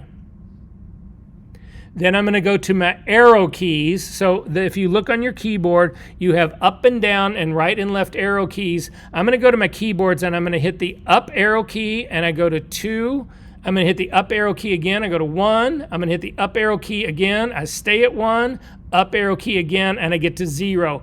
That is the minimal I need to get to 0, but I have dialed this in. If you just whack this shit all the way over, you could do this. I'm going to undo this. You don't need to undo yours. I'm going to just whack mine over, and I'm going to go like that. Well, it's at 0, but I don't have an image left, right? The absolute minimum. So again, slowly drag towards the center till you get close to 1. If you get to 0 in your drag, back it off till you get a positive number. I'm at a 1 right now. That's fine. Arrow key, up arrow key. If you hit the wrong arrow key, you'll see, instead of going in the direction you want to, you'll go in the opposite direction. Just trade keys.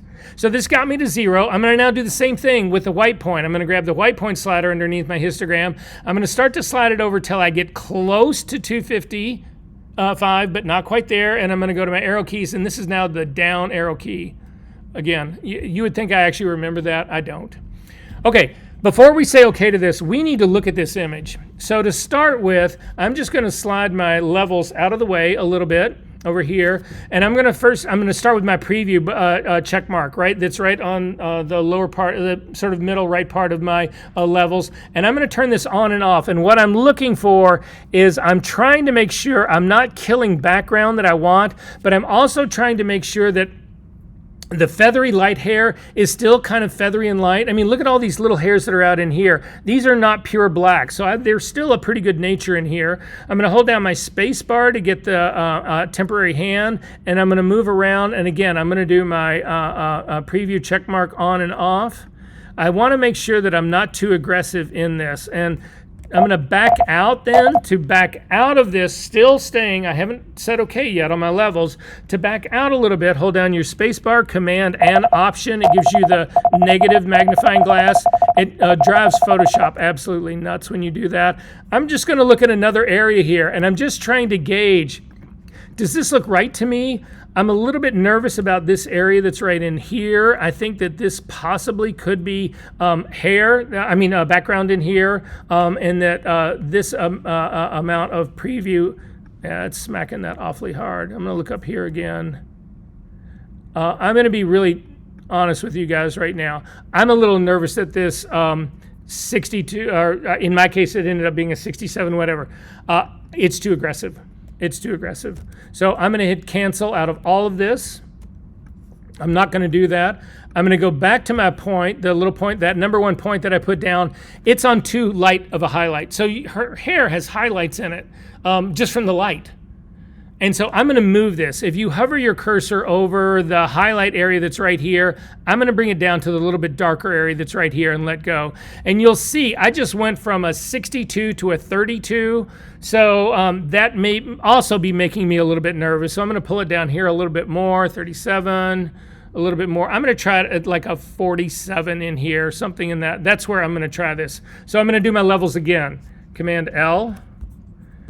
This is where the art of it all comes in, guys. I wish I could give you a different, easier way to do it, but I'm just showing you this is the struggles that I have as well. So I'm down to a 4 right now. I'm going to go to my arrow keys and tap this in until I get down to 0. I'm going to grab my white point and pull it towards the center until I get close to 255. I'm at a 251. Go to my arrow keys and tap it in. When you do that, especially if you've got a big range to go, you need to then look back again at your shadow point, because your shadow point, if you have a really strong correction in your white point, it will impact your shadow point. So you might have to go back a couple of times to just recheck to make sure that your black points are, that your blacks are at 0 and that your whites are at 255. And now I'm going to do the same thing again. I'm going to go around looking around in this using the preview check mark on here. I'm feeling like the quality of that fine hair is still there. I'm going to go to this area up in here in the top of her head where I had those little bits, these little bits of see-through. I feel like I've got those a little bit better now. So I'm more comfortable with this one right now. So I'm going to go ahead and say okay to that. I'm going to double click on the hand to actually kick back out of here, and then I'm going to save my work. So up to the file menu, down to save as. I'm going to save this on my TOS folder and say okay. It's going to say, do you want to replace the one that's there? I'll say yes. Okay, so this is working pretty good for her hair. I'm feeling pretty good about that. When I look around in here, I've got some little holes that are in here. Those can be highlights on her head, or those can be background that's showing through. The only way you're ever going to know is to go back and look at the RGB. So I'm looking at this stuff right in here, and this is a big worry for me right now. Look at this amount of background that was showing through right here. I've lost all of that. This is going to be my new place to actually look at. So I am going to do this all over again. I'm going to drop back in my history. So I'm going back to just dragging that color sampler. I know I was roughly in the 40s, so I'm going to hit my Command L. I can leave that guy up there. I'm going to start to drag my shadow point across again. But now what I'm looking at is I can't be too aggressive at this part right here. I can't lose too much of that. So I'm just going to eyeball this one. I'm going to forget my little shadow parts right here. So I've gotten them down to like a 15. I'm kind of comfortable with that. Maybe a little bit more aggressive on that. Yeah, I'm going to leave it there. I'm losing some of it, but I don't have to work the whole rest of her head a whole lot. I'm going to do my white point again the same way I've done it before. Go to my arrow keys. So if you want the same values that I had an 11 for my shadows, and I'm sorry. Look at the levels dialog box. I had a 39 for my a black point and a 246 for my white. If you do that, you'll have the same values that I do. And I'll say OK to that. Double click the hand and kick back out. I'm feeling much better about this. But now I need to worry about her face. Now, in her skin and her face, there's different ways of doing this. If you have your tablet handy, now would be a really good time to whip it out. If you don't, that's OK. You can do this. I'm not going to give you any more time than I'm going to take to actually turn mine on, and if mine doesn't reconnect, then I'm not going to continue to screw with it, but mine did reconnect. I'm going to hit the B key to get a brush, and I'm going to use my bracket keys to make my brush smaller. And we're going to take a quick look at this hair before we actually go after. So I'm zooming into the hair right here. And you can see that I've got highlights that are still on her hair. But the problem that I've got right now, I'm going to hit the D key to default my foreground and background color to black and white. I'm going to hit the X key to make black my foreground color, because I want to paint with black in here. I want to make these parts actually black. But the problem that I've got right now with this brush, look at my screen, don't do this. If I use this brush right now and just whack across this, it kills everything. It gets rid of all of this stuff. It doesn't respect what I've already got going here. I'm going to hit Command Z to undo that, and instead I'm going to make my brush a little bit smaller, but I'm going to change the blending mode of my brush. This is one of the great tricks of all time. So the blending mode of your brush sits up in the options bar. If you click on this drop-down menu, you can change the blending mode of your brush from normal down to overlay. What overlay is it is a contrast blending mode. It respects contrast. So to see what I mean by that, I'm going to actually come over here. I've got black as my foreground color. I've got my blending mode set to overlay. This part of her face is pretty white. This part of her cheek down here is even lighter. If you come down here and you start to scrub, you'll see it starts to make it a little bit darker, but nothing like the normal blending mode did. If you try to work it down here on this background, you'll see it doesn't really have much of an impact at all. There's still a little bit of tone down in here. If you go over to your number 1, your number 2 point over here that is white, you can scrub here all day long with this overlay brush, and it will never lay down any black color. So what an overlay brush does is it looks at anything that is lighter than 50% gray, it tries to keep it lighter. Anything that's darker than 50% gray, it tries to keep it dark. Actually, lighter, it doesn't have any impact at all if you're painting with black ink. If you're painting with white ink, it will make it lighter. And then the opposite holds true. If you're using black ink, it will actually work on your black parts of your image, but it will lay off the lighter part of your images. So watch what happens here. I'm gonna actually come back over to this other side right here. This highlight in her hair, don't make this brush work any harder, but you can get really close to this stuff in here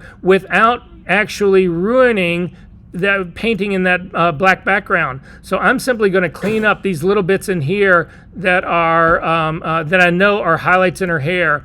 This part in her hair I know is background. That's background. This is all highlight in here.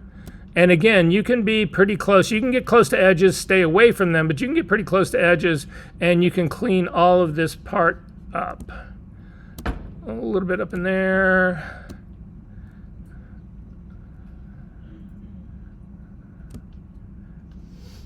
All right, so this is looking pretty good to me right now.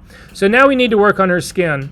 Now I need her skin to be black in here. So I'm gonna use this very same brush technique, still set to overlay. I'm gonna make my brush a little bit larger. I'm gonna check the edge of my brush. You want the edge of your brush to be pretty hard right now. So I'm gonna keep mine, I'm not gonna keep it at 100% hardness. I'm gonna kick it down to about a 75. You want the overlay to actually do its job, but again, so I'm just gonna run this along the edge of her shoulder. So I'm just gonna start here, and you see as I start to run it along the edge, it's actually doing a pretty good job of finding that line. Now, when you lay down your first layer like this, you can hit it a second time and you will actually see you can start to build density in here.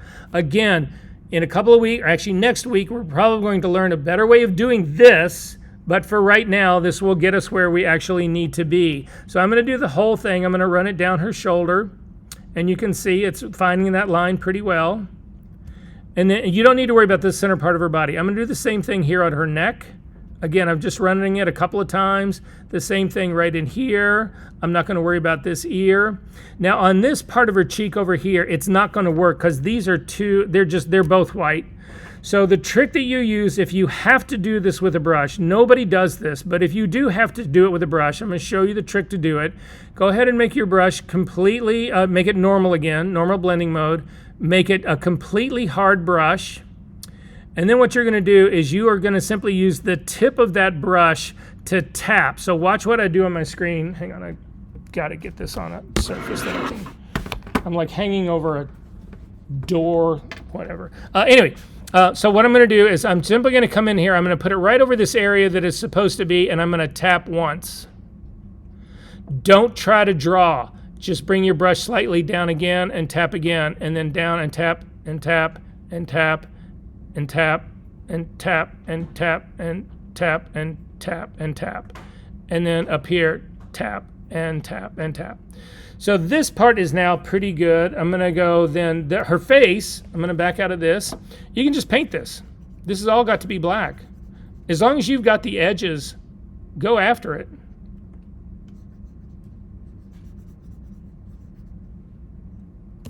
And then I'm gonna go back to overlay for my brush and do this shoulder.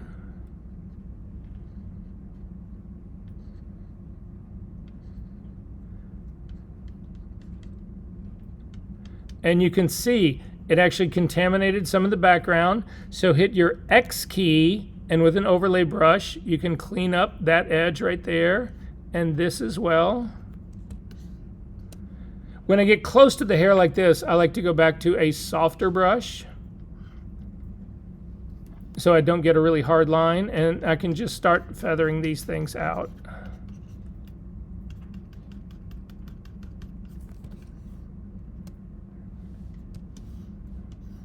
And that part's all looking pretty good. I'm gonna hover over this just to see, that's in the 255, so I'm in pretty good shape right there. I'm gonna double click on the hand, and then I'm just gonna finish this with a regular brush. So B key, make sure it is a normal brush, a completely hard brush so that you do not overspray your edges. And then, oops, X key to make sure you're painting with black.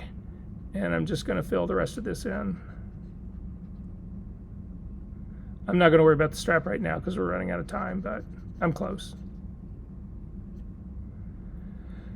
So this is gonna be my layer mask, and we're gonna see how this guy goes. Is everybody at this point, anybody still with me? Few people? All right, good job.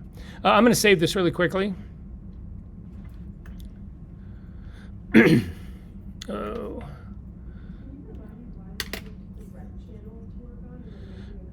Because I had the greatest amount of contrast in her hair in the background.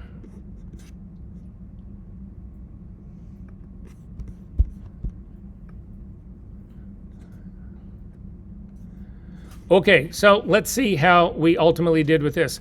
I am going to load this as a selection, so I'm going to hover over the knockout channel, hold down my command key and click. It loads it as a selection. I'm going to come over to my background and I'm going to add this as a layer mask. And lo and behold, I do this all the time. It's the exact inverse of what I wanted. So how do I fix this? Because right, I mean, you look at my mask. The black area is covering the figure. The white area is the background. I need just the opposite, right? So I invert it. Remember, you can do Command-I, or there's also an invert button right here in your panels. Whenever you've selected a mask, you have an invert button. Go ahead and invert it. And then I'm going to turn off this background again. And then we're going to save this one, and we're going to compare this to the cloud version. So again, I'm going to click on the, oh, fuck me. I lost my cloud version because when I saved that file, it closed it, and you lose all of your history snapshots and all that. So I'm going to do this just in the reverse. We've got time because we got 5 minutes. So this is going to be my version. So I'm going to do a history snapshot of this, and I'm going to call it Verser. And then I'm going to go back to where we were. I'm going to put the layer mask, get rid of that. Back to where we opened, and I'm going to run my select cloud version of this.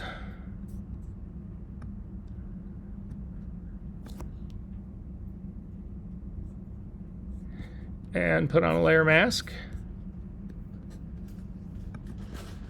And turn this off and save this as cloud. Clearly, the cloud version is faster. And then let's just see what the difference is. So I'm going to zoom in on this guy. This is the cloud version. That's the Verser version. Cloud version, Verser version, cloud, Verser, cloud, Verser. Oops, no, that's the original. Cloud. Let's see what this looks like. Oh no, there's no question. Look at this. Look at the fineness of this hair. Yay, Verser's still superior, I think. No, I mean, look at how this hair breaks up here, the fineness of the hair up there. I actually hold that much better. I'm holding the detail on the finer edges. Take a look at this area right here. That's the cloud version. That's all breaking apart in there. I've still got this. So you can see, I again, in a pinch, would I use select subject in the cloud thing for this? Sure, I probably would, but let's see why you really came to this party, right? I'm going to do the Verser version of this. Double click the hand. I'm going to come down here and select my background layer, and then I'm going to add a new adjustment layer underneath this. So click on your adjustment layer and pull it up to solid color. And you'll get a color picker that opens up, and I want to put this on a cyanic background. So cyan is a combination of, I'm going to get rid of all of my red, so 0 for my red, tab key, 255 for my green, tab key, 255 for my blue. That is by definition a cyan, and look at this knockout. Are you fucking kidding me?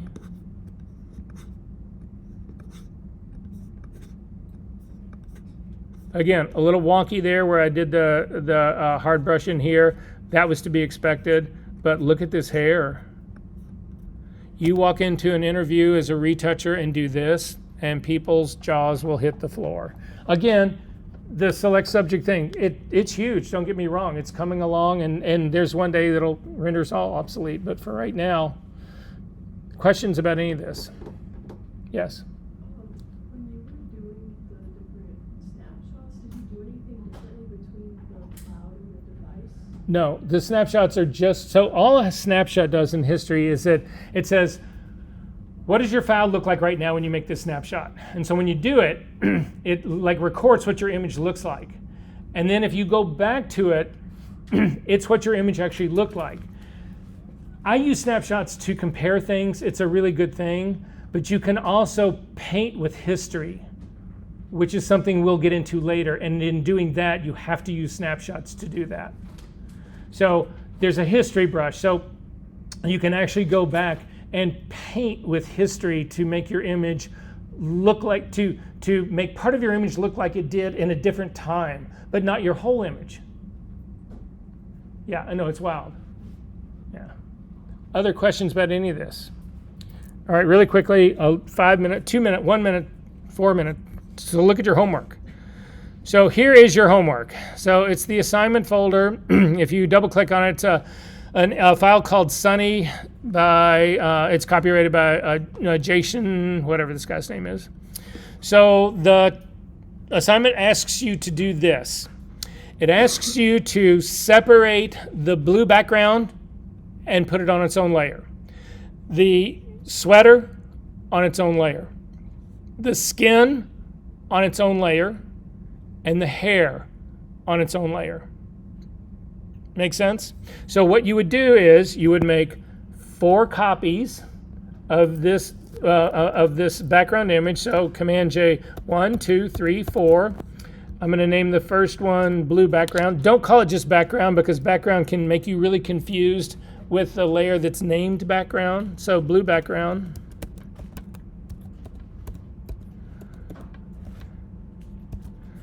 And then so what we would do is we would create a mask that only showed the blue background. I'm going to do the really quick down and dirty version of that. So I'm going to come up to, again, I'm going to do a selection tool, and I'm going to do select subject. We'll leave it on the cloud.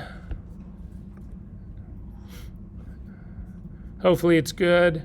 I'm going to then put a layer mask on this. And you can see if I turn, oh, this is another great trick. If you hold down your Option key and click on the eyeball, it'll turn all the other eyeballs off. So you can see this selected the subject, but that's not what I wanted. I wanted the background. So again, I'm just going to invert this. And so this is now a layer that just has my blue background on it. And then you would do another layer that just had the sweater, a layer that just had the skin, and a layer that just has the hair. And when we do the skin layer, guys, you do not need to, when you do the skin layer, you do not need to separate her eyebrows out or her eyeballs out. You can leave those in there. I don't care about that part. I care about the separation between her hair and the skin, but you don't need to go in there and you don't need to separate her teeth out, you know, all basically the skin of her face, all of that. Does that make sense, everybody? I've had people try to do that, and that's busy work. You don't need to do that. Questions about any of this? Yes? So in this case, why are we doing Command J with layers versus doing like layer via new copy or something? These aren't smart objects. So only for smart objects. That's the only reason you have to do it that way. Command J works for everything else. Okay. It's unfortunate that it doesn't work for that, but again, there's reasons that they do that. So the reason that they have smart objects collective like that, because I actually was at Adobe and I asked Adobe, why on earth does this work this way? And she goes, so imagine a person who has designed a wallpaper. And, you know, wallpapers are repeating patterns, but you have to have the master that's then going to repeat. And so if you imagine one that's done and there's like 100 butterflies on the master, and the art director looks at it and says, well, yeah, this is great. And you've got 100 layers because it's every single one of the butterflies that's on there because you wanted to be able to move them around and so that they all register when you, and the art director says, yeah, can you make that, the yellow isn't working for me. Can you make that cyan?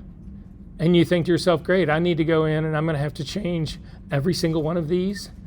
You only have to change one. You go into Camera Raw and you shift the hue of that yellow and make it whatever color they want it. And then when you say, okay, all 100 butterflies change all at the same time because they're all essentially clones of that. They're not clones. They're all just referencing that one smart object. So that's the only one you have to change.